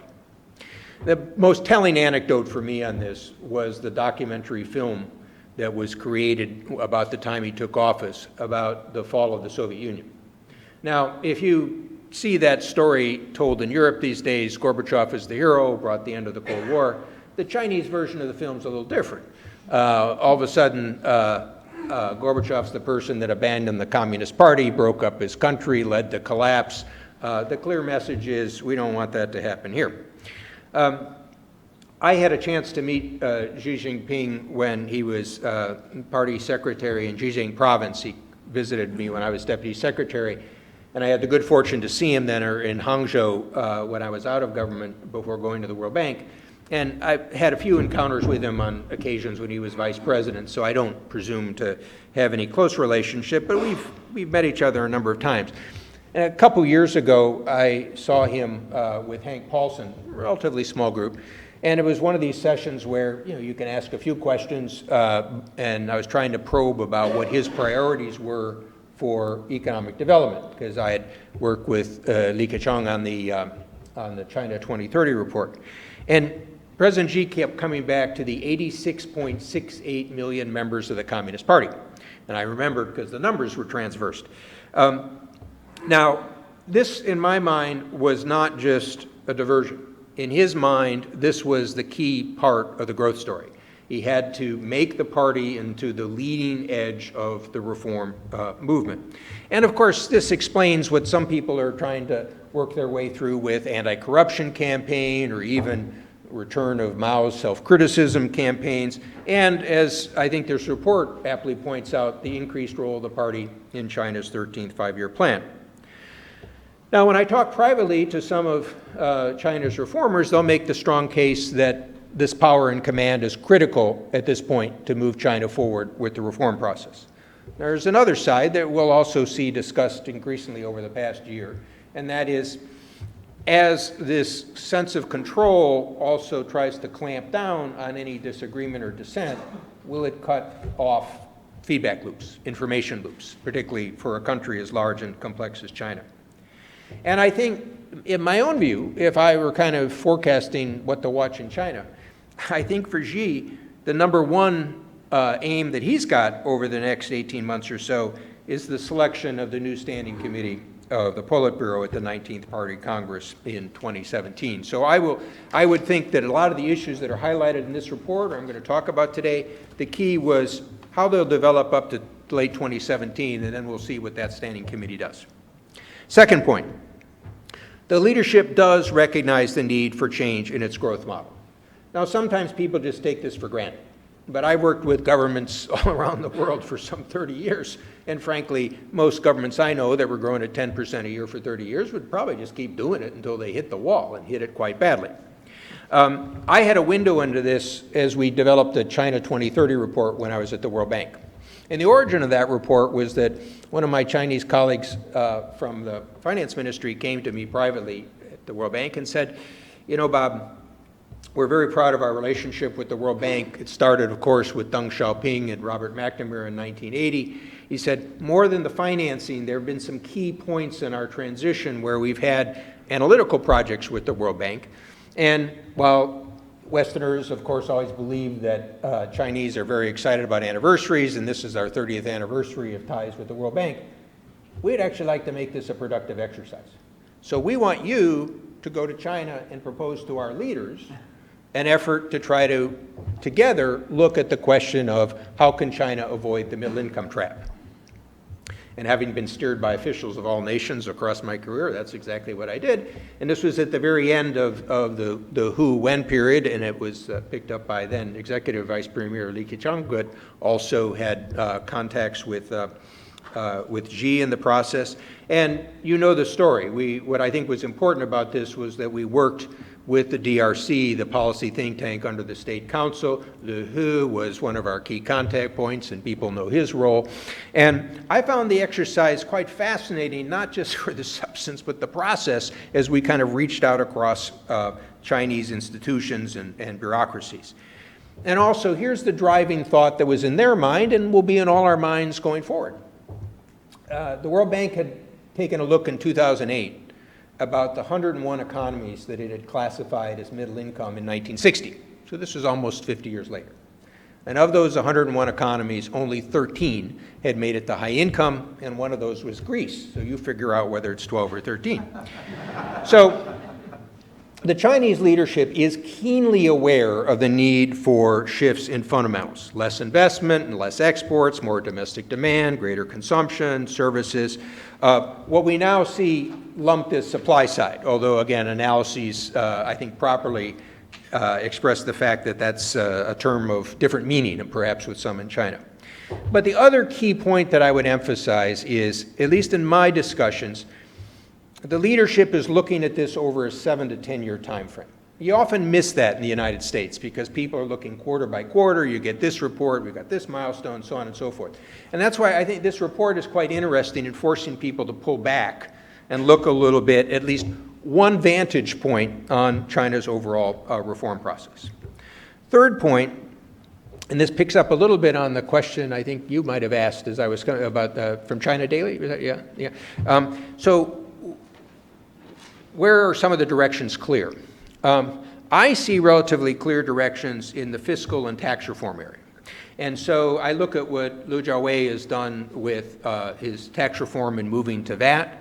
I see this as part of an effort to reform what we would call fiscal federalism. So like many developing countries, emerging countries centralize the revenue and the spending. But that creates a problem, going back to my first point, which is if you're a province or a locality and you need to raise some money, well, you take somebody's land. Well, that's not so good for legitimacy. So what you see them trying to work out is at what level of expenditures and revenues will be handled. And of course, this also is kind of the opening wedge for things like the municipal bond market. As opposed to having off-financing vehicles, they want to try to use the market to try to drive some of the funding areas. Similarly, I think Governor Zhou and his financial liberalization effort is driven by an astute sense of recent economic history, particularly in East Asia.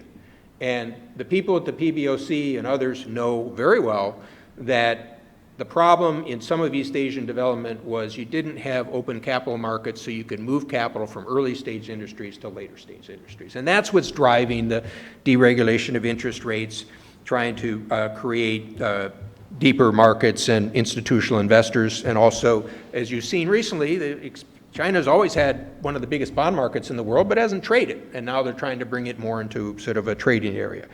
But, and this will be the key question, I've always wondered how this open capital market will work when people confront the true loss of control that you have. And I think that's an issue you've seen kind of heighten over the course of the past year. When China has problems, it's got a lot of levers of control in the system, and if you move to open financial markets, you lose that. Another key piece, if you think about these two areas, these are both driven by Beijing Center. These are areas where the policies can be really driven by top technocrats, particularly the finance minister and the head of the People's Bank of China. And I think both of those people, going back to my first point, are not competitors in the political contest. So some of the other vice premiers may or may not have been on one side or another of the China Youth League or the different set of networks. These are people that are sort of trusted technocratic reformers. I think what this report draws attention to is the key focus on the environmental and social welfare objectives. When I looked at that and saw the number of objectives and quantifiable objectives, knowing how the Chinese system works, I think that's sending a very powerful message. So I think it might have been Bill Wyman was mentioning, you know, if you're in the environmental business, this has got a lot kind of for you. I think in both those areas, however, there will be a greater challenge because this cannot be solely Beijing developed. This will have to be done with the provinces and the localities. Now, look, a lot of people in the West understandably say, well, you know, this isn't enough, and I'll come to that. But a little bit to your question, I'm truly uncertain because when I look at other economies, you know, US, Japan, Europe, you know, they're not doing so well on some of their agenda either. So making progress on these items is very important. It's not enough, and I'll come to that, but it's not to be dismissed. Okay, so fourth, muddling through in other areas. Overcapacity, state-owned enterprises, hukou reform, land reform. This isn't really a surprise because these are hard topics and they are very politically disruptive. I had a chance to get to know Wang Yang when he was in Guangdong, and I saw him a couple times when he moved to Beijing. I have a lot of respect for him. And I asked him, this was now maybe almost a year and a half, 2 years ago, about the state of hukou reform. And he said, very interesting you ask. He said, this very week the State Council had approved 100 pilots. And from my experience in the World Bank and other efforts, that's how China deals with topics when it is uncertain. It uses pilots, it tests them. That's how it used the World Bank programs. I mean, the World Bank programs were obviously not so important for the money. It was an analytical testing system, and then based on that knowledge, they would expand it going forward. So in these areas, what I would watch over the next couple of years are the experiments, the pilots, the assessments. This is going to be incremental, and it's got some degree of uncertainty. I am, as I have been, most concerned about the state-owned enterprise sector, and the report does a good job of discussing some of the reasons for that. Again, I'm sort of interpolating here from my own conversations and those of some of my friends in Beijing with the reformers. You know, if I heard a little bit more willingness to consider bankruptcies and privatizations and others, I'd feel a little bit better. What I see instead is various experiments. Well, we'll dividend out some of the retained earnings. Well, we'll create asset management companies. Well, we'll create the Chinese version of Temasek. I'm on the Temasek board, and I would just say that Chinese corporate governance is a step away from where you have it in Singapore today. But the idea is very important because many people forget Temasek started out as the holding company for a lot of the state companies, Singtel and Singair and some of the port companies. Some of that has been sold off over time. But it shows people trying to look at different models here. And, you know, as an American, you also have to say, well, they may be moving slow on this, but if they've announced, you know, a big adjustment of steel and coal in the Northeast with about 4 million workers, that's not small stuff. So, I mean, this is the area where I think it's most important to watch because progress is absolutely vital. And this is the subject when I talk with kind of friends in markets or universities or other policy institutions, the core question is the rate of return on capital in China has not been so high and it's declining. So if you really look at where the tremendous growth came from, it was from labor productivity as you move from farm to factory, as we've seen in other countries.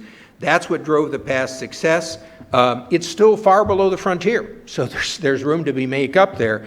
But the key point is the credit and debt growth that people are increasingly worried about has got to produce more potential growth, and that's where the rate of return on capital jumps to the fore. Fifth point, and here I, again, compliment this report because these things were out there, but frankly, I wasn't focusing on them to a degree until I read this report. The big focus on innovation and technology in the 5-year plan. This is logical given the assessment that I shared with you, which is they have a drive for value added to try to boost productivity and wages. And here's a fundamental fact why. The working age population is defined between age 15 and 59 will shrink 0.6% each year for the next 15 years. So it's not only a question of if we're going to have a moderately harmonious, i.e. higher income society, it's also a question of your workforce is shrinking. You're going to have to get more value out of this. And that's where some of us would probably say, well, create more room for the private sector, you know, let that drive forward. This is partly the tension. They're sort of saying, yes, how do we encourage sort of innovation? And I think the report is quite rich in identifying what I think are the open questions here, because there's discussions of subsidies, there's goals by sector, there's some interesting financial institutional steps. But as I think the report suggested, it's an open question of how this will engage with Western technology firms. And I think from a policy side, if I were in government, this would be an area that I would be focusing quite actively with the Chinese, because this could go either way. This could go in terms of shutting China off, or it could be quite constructive.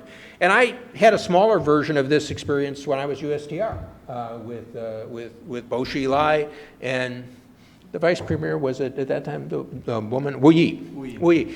And we would quite get into this about this indigenous innovation. And I noted the report quite aptly said indigenous innovation is back, which I don't think is such an encouraging sign. But the key question that I tried to present was look at Deng Xiaoping's whole growth strategy. His strategy was engage the world, learn from the world, be able to sell into the world, have information contact with the world. In any economy, including this one, I might add, the US, it's tempting for people to say, hey, we got a big market, let's just close it off, okay? And if you're in China, 1.3 billion people, you know, new technology sector, why not just close it off? The problem is you lose the connection of innovation with the other 6 billion people in the world. And I cited in that little piece I wrote in the FT, Japan is a good example. So if all of you go to Japan and you notice your cell phones and BlackBerries don't work the same way, it's because Japan had this strategy of developing a separate telecom standard. And they said, we're going to develop this market, and it hasn't worked so well for the telecom sector in Japan. So I hope China is alert to this lesson. So let me pull these strands together. Since all of you were kind enough to come in, even though I wrote about this on Friday, one of the things I wanted to do with that piece I wrote in the Financial Times was to draw attention to what I think is a very good report, but you only get 800 words. So one of the challenges is, you tell from the emails, people say, hey, that's interesting, but what's the questions that they had? And the questions that I got most was, what does this mean for the financial challenges in China? And here's my answer. As a general starting point, I am not a believer in a hard landing. I see a bumpy deceleration. And what you can watch over the past year or so is there's been some expansion of the stimulus. You see this in credit markets. Now, the reformers, at least when I talked to them, kind of resisted this because, frankly, they saw the big stimulus in 2008 and 2009 as creating a big problem that they sort of had to clean up. But reality intrudes. My own belief is that if I look at the overall national resources in China, there's the ability to manage this problem today. Most of the debt is RMB based. A lot of the dollar debt was repaid. That's why you saw the reserves sort of go down. They've got substantial reserves. The government has the ability to expand if necessary. But the real question for me, and it is a question, I don't mean to presume the answer, is what happens 2 or 3 years out? And I'm using that time as a loose time frame. It's not a predictive. But here's the analytical model I'm using. Depending on the method, China's got about 250, 280% of GDP for debt. That's kind of high. It's kind of high, particularly for a developing country. And it's also striking the recent past. That's up about 100% since the end of 2008. 70% of that increase is from corporations, especially state-owned enterprises, although local governments are also big figures. And look, this isn't just from me. According to the People's Daily, an authoritative person, I think it was on May 8th, identified this as the big risk going forward. Now, how do you deal with building up debt? Well, stimulus, you can have more credit, you can have more sort of government financing, but if the return on investment isn't high, you get a little bit of a sugar stimulus from the purchasing, but you don't really get the investment going forward. So the key here is, will China make the fundamental steps to get more efficient returns from lending and spending and employment versus loans that just pay off old debt? And the risk that I see, it's not a prediction, it's just a risk to manage, is at some point, if China doesn't take these steps, will there be a lack of confidence in the overall reform effort that leads to capital outflows? Again, this is anecdotal, so you have to discount it, but when you talk with some Chinese business people, 5 years ago, if you talked about investing abroad, they'd say, why should I invest abroad? I can make so much more money here. Well, now you've got a lot more Chinese business people looking at investing abroad. Now, part of this is a strategy, part of it's risk dispersion, but some of it's a little bit of lack of confidence of what's going forward in the future. So, in sum, if you're opening up your capital account with a slowing economy, in a financial system that's still in a state of development, and a debt overhang, all this is tricky. Okay? Now, this isn't by any means to be disparaging. That's one heck of a tough list of things to deal with. Okay? Now, it's interesting, if you survey some very knowledgeable people on China and sort of the world economy, Ray Dalio of Bridgewater just kind of wrote a piece, and he's a very smart man. He's quite positive, as are some of the others. And what they're primarily basing it on is they say, you know, as we look at leadership around the world, Chinese leaders are pretty smart. They've analyzed the problem. They'll stumble, but they'll do what it takes. And that's really kind of the question going forward. And I don't think there's an answer today, but I think one of the real values that I saw in the CSIS report is it helps identify areas that I found useful in terms of trying to assess that. Maybe I've added a few other aspects. And also the implications for businesses and international markets. So we've talked about the technology sector. You heard about the environmental sector. You heard about health going back and forth and what might be other services sectors. We've touched on the opening of the capital account and the changes of the renminbi and financial volatility, and of course, I think the increase in risk of bond defaults as you change the system. But let me offer a few other points that I will watch. One, and the report also touches on this, even though there's a concern for capital outflows, expect more cross-border investment. So the Rhodian Group, and I know Dan Rosen was part of your first study. I don't know if he was active in this one as well. They've done some of the best numbers on this. And what you see in the case of the US and Europe in particular, the investment is still small relative to big numbers, or big sort of overall or macro. But the trend is quite striking, not only in terms of increase, but also about 85%, this is a rough number, by number of deals and by volume is private sector, Chinese investment. If you get a big state-owned enterprise, they'll change those numbers, but that's a very significant trend line. And I think I credit this one to Ravi Menon, who did a good speech on this recently, the head of the Monetary Authority of Singapore. China is now an exporter of foreign direct investment for the first time, and it's increasing about 28% annually. And this is not just a US-EU story, as I'll come back to. This is going to have an effect on Southeast Asia and others. Now, what I've seen in developed markets is a search for technology, brands, markets. We've seen a fair amount of real estate, a traditional Chinese hedge for uncertainty, by the way, but also services linked to urbanization. So when some of my friends saying, gee, why are the Chinese buying AMC movie theaters, second biggest movie theater in the US?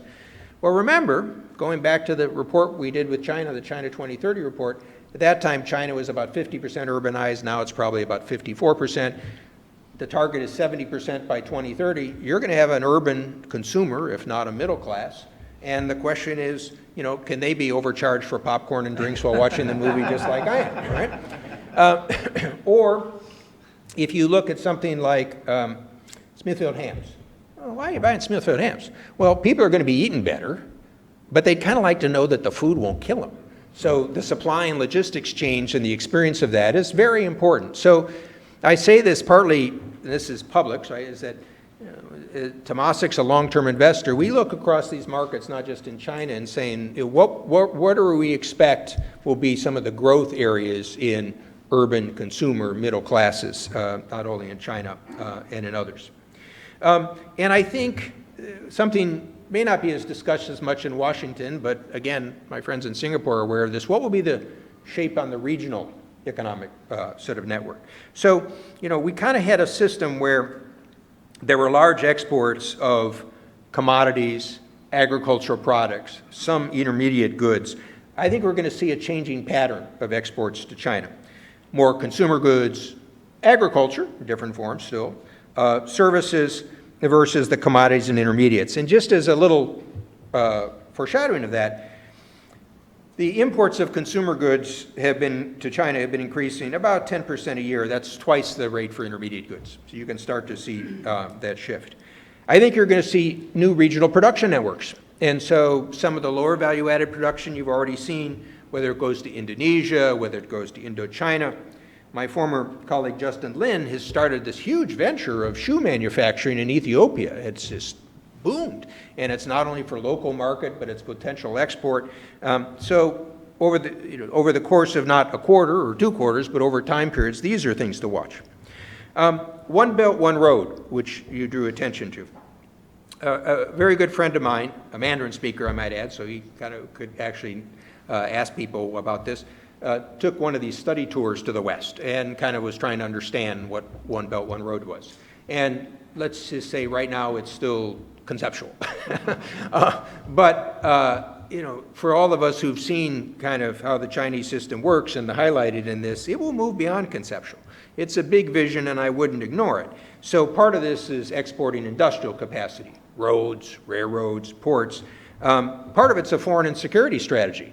You know, reopening Central Asia as an overall transport market. And by the way, since the U.S. and China keep finding things to be scratchy about, there could be some common interests on some of these issues.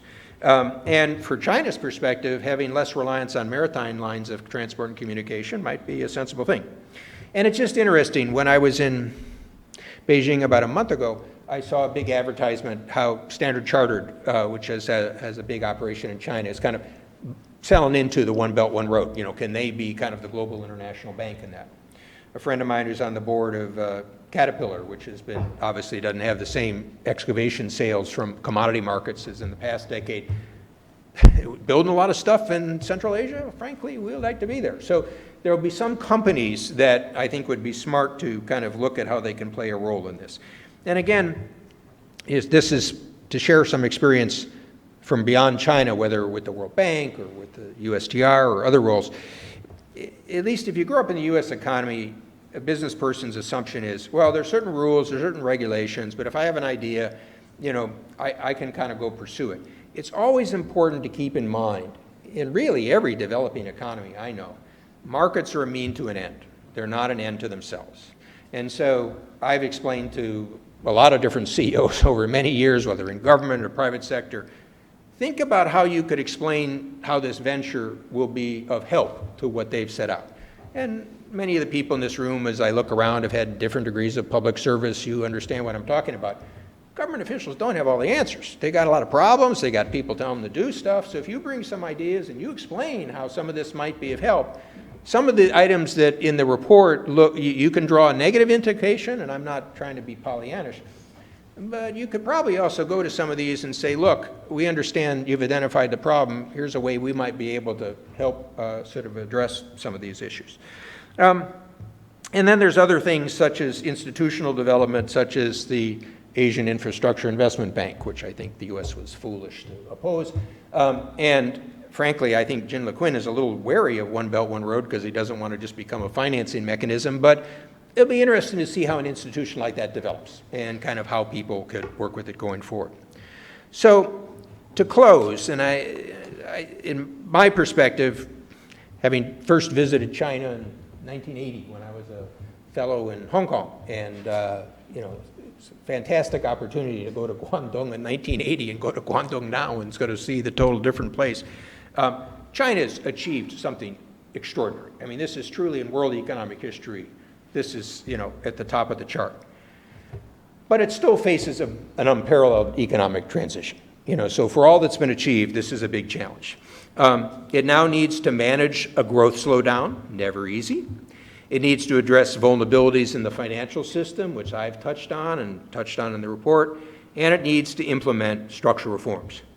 Those are big challenges. And what I find when I, again, talk to various experts, a lot of it comes down to kind of your sense of confidence of not whether this is done today or tomorrow or others, but whether you think the Chinese leadership are wise enough and are willing to expend the political capital to take on these issues. And the reason I put in the point first about the Communist Party is I think there's a little tension here.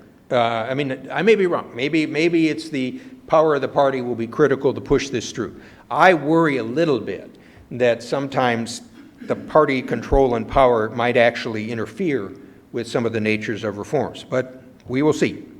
And so the closing point is that keep in mind kind of where I began with the Chinese Communist Party.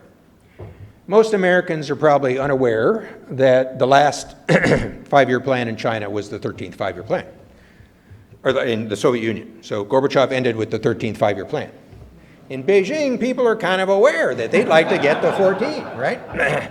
So I compliment you for the vision in coming up with this report, and I think a very constructed addition, and really for your sponsors too. I'm not just trying to kind of be overly gracious here. I think this is the type of work that a lot of us could benefit more from.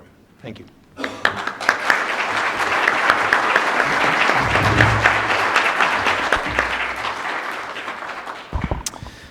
Thank you very much, Bob. Amazing as always. I really appreciate your insight.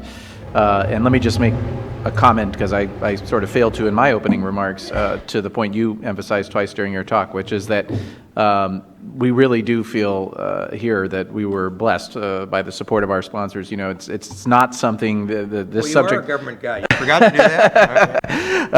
It's not something that is immediately interesting or the implications are clear, you know, for companies. But we felt it was a topic that really needed to be delved in on, and I think, as far as I know, we're the only think tank here in town who's really, you know, done this in a very organized fashion.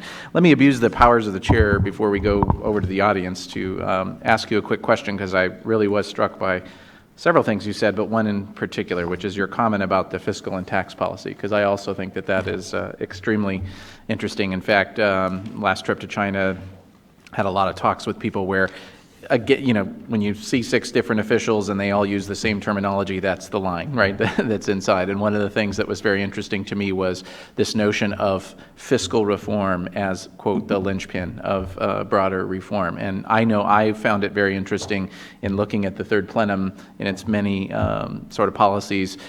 They've given themselves a very wide time frame on everything till 2020, basically, except fiscal reform, where they target this year as the year to have something roll out. And yet, you know, here we are almost in June, and nothing, you know, major has come out.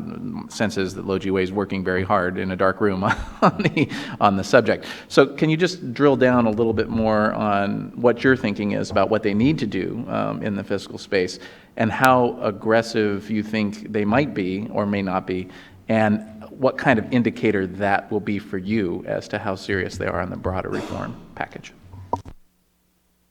Well, let me start at a general and then kind of move to some particulars.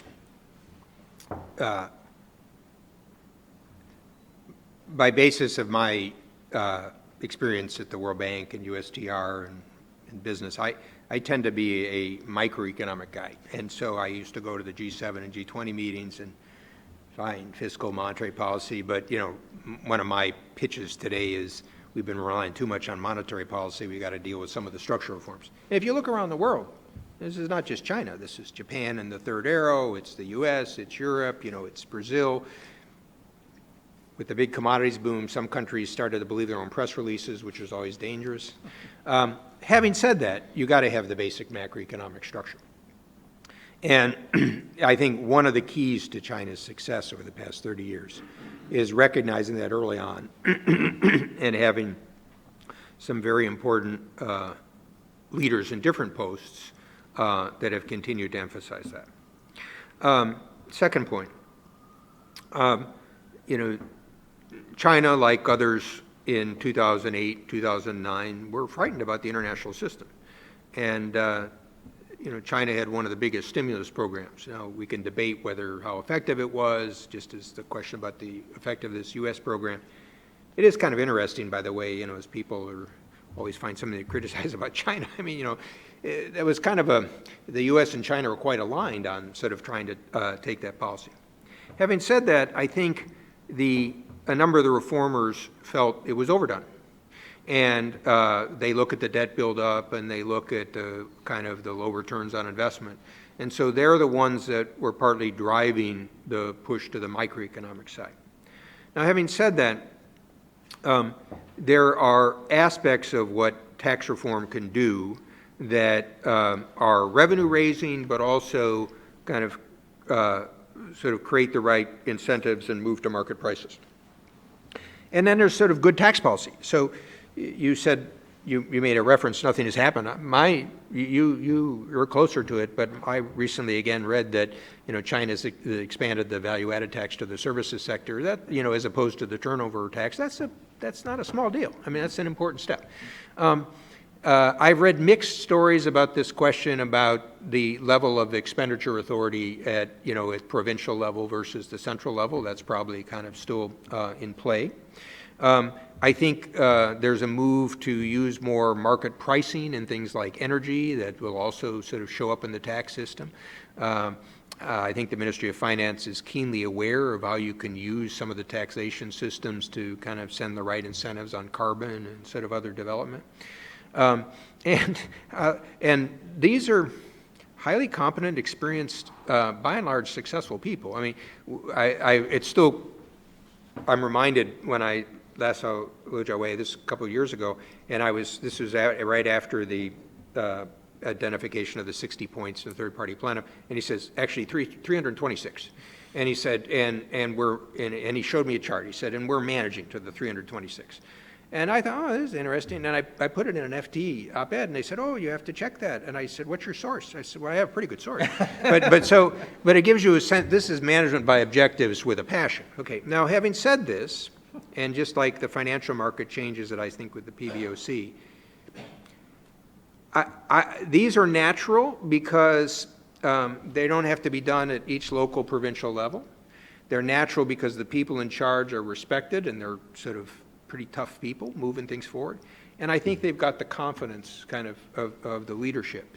So I guess the way that I would summarize it would be that I don't, if I ask myself what are the question marks or uncertainties I have about China's progress over the next 3 or 5 years, that's not the area. The area that I'm focused on is the one that I mentioned of, well, it's not only SOEs, it's overcapacity, it's sort of creating the microeconomic reforms of the system.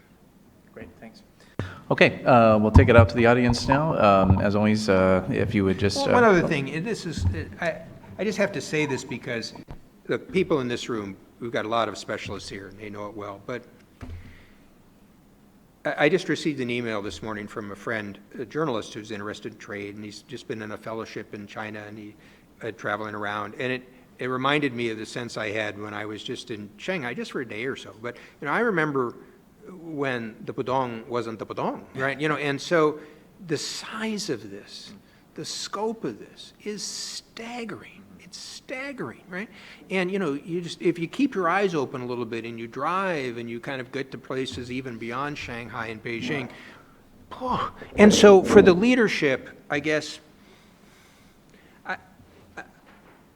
I can understand when they wake up in the morning, and this is not so darn easy. I mean, we can all look at the reports because, if things go awry, it's like, I mean, it's, so you have to kind of keep that in mind. And even one other aspect that your report touches on, I remember when President Bush saw President Hu shortly after he took office. President Bush had a very good skill at kind of like asking sort of a question that went to the heart of a matter. And he said, what keeps you up at night? And Hu said, finding jobs for 30 million people a year, no small task. Okay, but if you look at the numbers that I mentioned, that's now totally switched, right? It's not totally switched because you still got the migration issue, but then that's the question of what cities, so on and so forth. So, again, we've been fortunate, at least up to now, to basically kind of live in societies where we can debate things, but the whole bottom doesn't drop out. Remember, these leaders lived in a world where the bottom dropped out. So I'm emphasizing these because there's a tendency in some of the discussions I talk to, but I'm talking to businesses and investors. People tend to look at this in our sort of traditional framework. You got to keep an eye on the politics and the institutions and the recent history here. Great, thank you. Okay, I think we had a hand here, and if you would wait for the microphone and identify yourself and do ask a question. Thanks. So my name is Yue Chen Zhao, and I go by name Frank. I'm a trustee at Hampshire College, and in the meantime, I study. A question for Mr. Zoellick. So as you know, the private sector in China is is both the leader, both the ranger and the catfish in driving the overall reform. And so what do you think of the? Do you see a strategic intention for its private sector leaders in their outward investments in the United States and around the world? And how would that strategic direction be translated into the state level? Yeah, very good question. This is a very sophisticated group, so I imagine all of you have come across Nick Lardy's book, To Be Ecumenical. I'm here at CSIS, but the Peterson Institute, and of Markets Over Maos. And I think I have some friends that have disputed some of his data, but Nick tends to be a pretty thorough researcher. And the story about the importance of private sector development and China's growth with return on assets, employment, innovation is, in my view, overwhelming. So and second, related to my point about foreign direct investment, I think this has been building over years where a number of the Chinese companies have wanted to go abroad to try to tap what I suggested, markets, technologies, sometimes a lot of brands, and knowledge, and in recent years also some real estate, which I sort of take as a hedge. I think one of the sort of questions that arose for me out of the report was that, as the title says, China Inc. here, the CSIS team came with a conclusion that China the state or China the party is sort of comes out dominant in this report. It'll be interesting to see how that plays out. You know, I don't know how much of that is that it is still a 5-year plan, so those groups are going to seem dominant.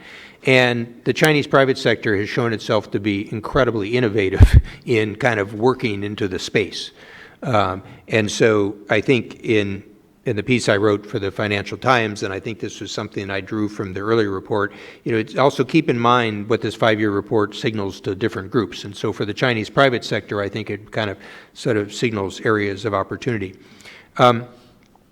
My worry is that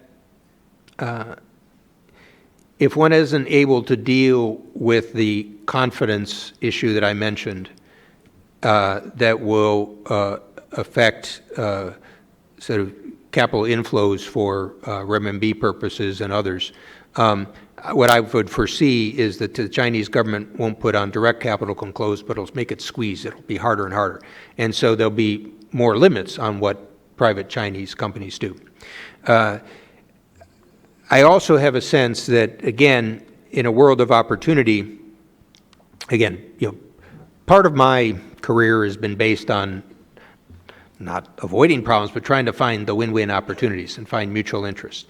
And I'm just struck that there are a number of Chinese private sector entrepreneurs, including in the technology sector, that want to have the interaction with the U.S., with Europe, and others.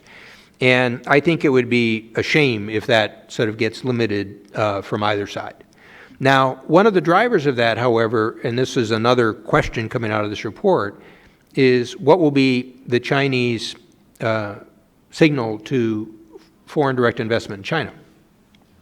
So I was at a session about a week ago where the CEO of one of the major global companies said that this CEO's board is now saying, we're investing outside China. In other words, we need diversification. We don't want to put all our eggs in that basket. And in fact, investment in China is now seen as a risk in a different way than it was before. Okay? And I think this is partly some of the economic uncertainties, but it's partly also the political uncertainties that we talked about. And I think that would be very unfortunate. Okay? So at a governmental level, you know, people have talked about bilateral investment treaty. I've always felt that the bilateral investment treaty discussions are as important for the dialogue they create as the final treaty. There are lots of complications in the current political environment about getting such a treaty through. But if I were in the U.S. government again, I would be working closely almost as a track two with Chinese and U.S. companies to try to identify problems that could kind of alert to the government and try to see if we could overcome them. And again, this is the positive side. Last summer, I attended briefly an event that the Fosun Group put together in Shanghai. And I was asked to speak there. And I think I was probably the only American, maybe the only Westerner there. And I was, I had the head of the Fosun Group, Mr. Guo, on one side. I had this gentleman who was also brought in for questioning, who had the 8th grade education, had started an apparel industry that has made him a multi-billionaire. And what I found is fascinating is I was asking about his business, and everybody was using U.S. company references. So he said, oh, we're the J. Crew of China, okay? And so the intellectual interaction between sort of U.S. capitalism and Chinese capitalists is got some real potential linkage there, okay? And you kind of have a sense that, well, everybody's competing, that there's some respect. It would be a shame to lose that, okay? And I could see policies from both countries that could interfere with that.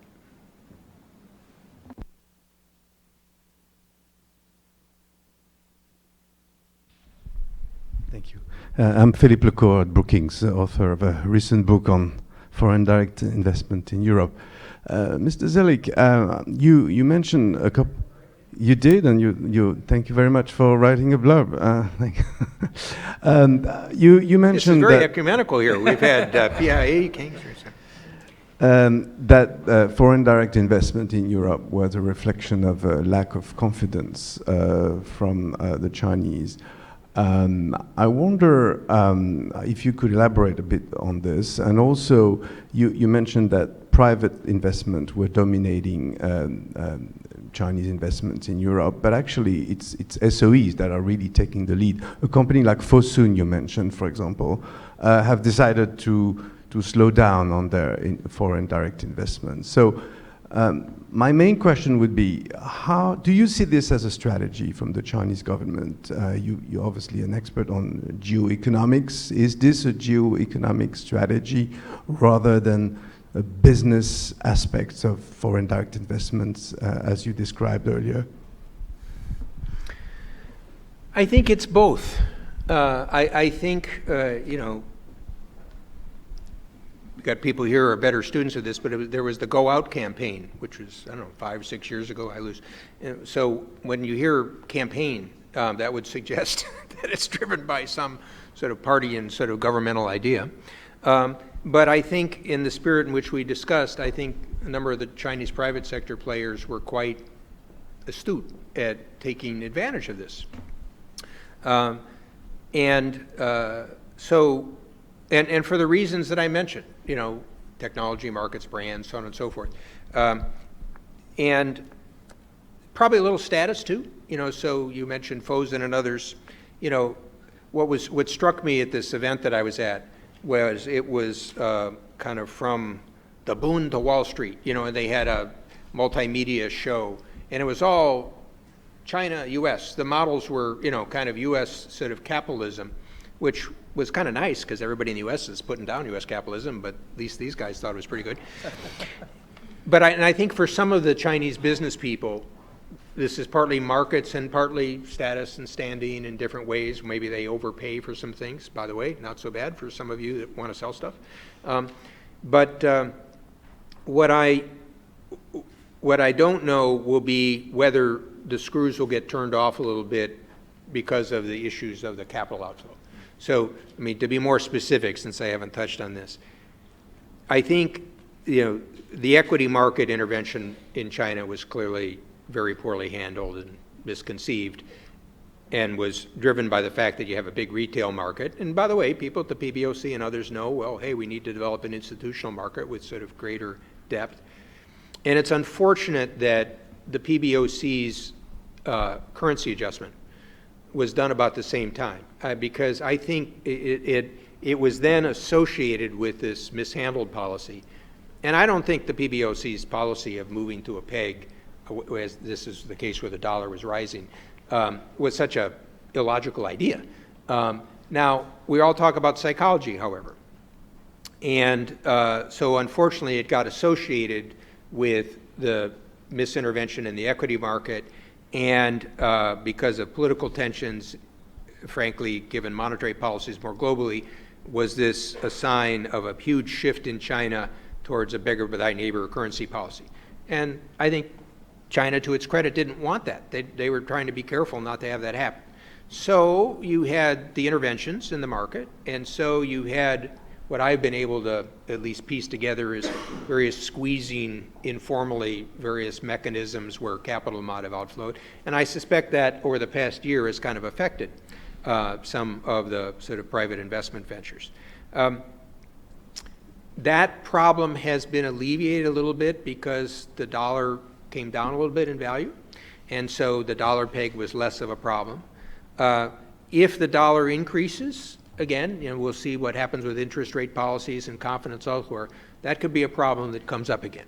Okay, And this is interesting because when I talk to my friends who are true market people, traders and others, they say, why doesn't China let the renminbi devalue 15%? It may overshoot, it'll come back. But going back to my first point, I don't see Xi Jinping doing that. And that would be seen as a loss of faith and lack of confidence. And to be fair, also a sense of disrupting the world economy in a way, people are worried about this with the yen at present, right? And so that's what the G7's partly out there talking about now. So I think that my own belief has been that the policymakers, and again, this is the slightly different time frame. This is where it's sort of interesting to talk to market guys and technocrats in China. Is remember, they're saying, we got a current account surplus of 3%. Why are your people leaving the renminbi? It has to do with this sort of confidence issue. And so I think their strategy was, what can we do to sort of stabilize it? And my own guess, if I were going to guess, was you'd see slight depreciation of 1 or 2%, stabilize, slight depreciation again. But it depends on sort of what's happening in the external market. And it comes back to my basic point. You can do that for a while, but the real question is, over the next couple of years, do you restore confidence on some of the fundamental issues? That is relevant to your question because the ability to invest abroad is going to be highly dependent on how they see the management of that sort of capital account. The other part of it, which I think you alluded to, really comes to the other question. I am worried about the mood that I encounter with U.S. and European executives, and you talk about the ability to invest in China. And I'm just not close enough to it. I get the meetings of the reports of leaders from China saying, look, we want foreign investment, so on and so forth. I'm kind of a practical guy. What I would do is, I'd make some things happen. So I'd try to take some of these sectors, health is a good one, environment's a good one, and kind of show that there's some interesting opportunities here. Now, having said this, again, there's sort of a gloom and doom attitude. There's some Western businesses, auto companies, Apple, that, they've done okay in China, okay? And so one shouldn't be so quick to think that there's no economic and business opportunities. Now, whether they can maintain the same level of growth, that's a sort of a different question and relates to the broader topics we've discussed. But I want to, since this is a U.S.-based institution discussion, I want to compliment you, because I think a lot of my take, as I recall your paper, was a lot of the same, or book, the questions that we've talked about here, you were identifying in a European context, and they're quite similar. Rory. Rory McFarker of the Peterson Institute. So you got to tell them that I mentioned the Petersons. Absolutely. You've mentioned in passing a number of times implications for U.S. policies, the bilateral investment treaty, other aspects of policy. But could you just directly spell out your view of to what extent the 5-year plan, as discussed today, creates opportunities for the United States and challenges that policymakers in the next administration are going to have to confront, and to what extent U.S. policies will create challenges for China? That's too long to address here, but let me, I'm actually, I was thinking about this because I've been invited in June to the Australian National University, and I'm giving some remarks they have a big conference there. Unfortunately, it's right before the Australian election, so I thought, what can I stick with that will be interesting but not interfere with the election? So I'm going to talk about China and the U.S.-China relationship. In the closing section, which I have yet to write, I've been thinking about what areas I would identify as where you could have greater U.S.-Chinese cooperation. But let me put it in a slightly different context, but I think will also help address your question. I have just been struck that when I read the accounts of U.S.-Chinese relations from South China Sea, to dumping suits, to so on and so forth, each side is taking tactical steps that reflect frictions, and I don't see much thinking by either side of where the tactical, what goals the tactical steps are supposed to achieve. Okay, and I personally feel that if you look at the history of U.S.-China relations over the past 30 years, in general, there's somebody high up in the U.S. administration, could be a Secretary of State, could be a National Security Advisor, could be a Secretary of the Treasury, somebody that says, I'm partly see myself as responsible for this account. And you can go through the names of the people who did that at various times. We're missing that, okay? And not trying to be partisan, I think Tom Donilon tried to do this, and I think, we had different views, but I have respect for Tom. Tom spent a lot of time thinking about these issues. The U.S. doesn't have that now, okay? And that's a little risky because, I'm thinking about this sort of in the security space. Look, I'm all for freedom of navigation, but it kind of, is somebody thinking a little bit about, say, well, if this International Court of Justice case comes out, could we quietly do some things to sort of dampen down some of the anxiety? And I've talked about this with Jeff Bader and some Chinese officials and others.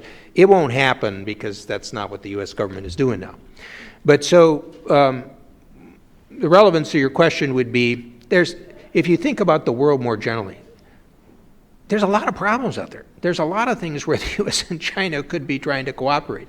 Zbig Brzezinski wrote a piece in The American Interest in April, where he was kind of identifying sort of global shifts, and again, his perspective, how even with problems in the Middle East and others, how China and the U.S. could play a role over time to try to stabilize this, work with Russia and others.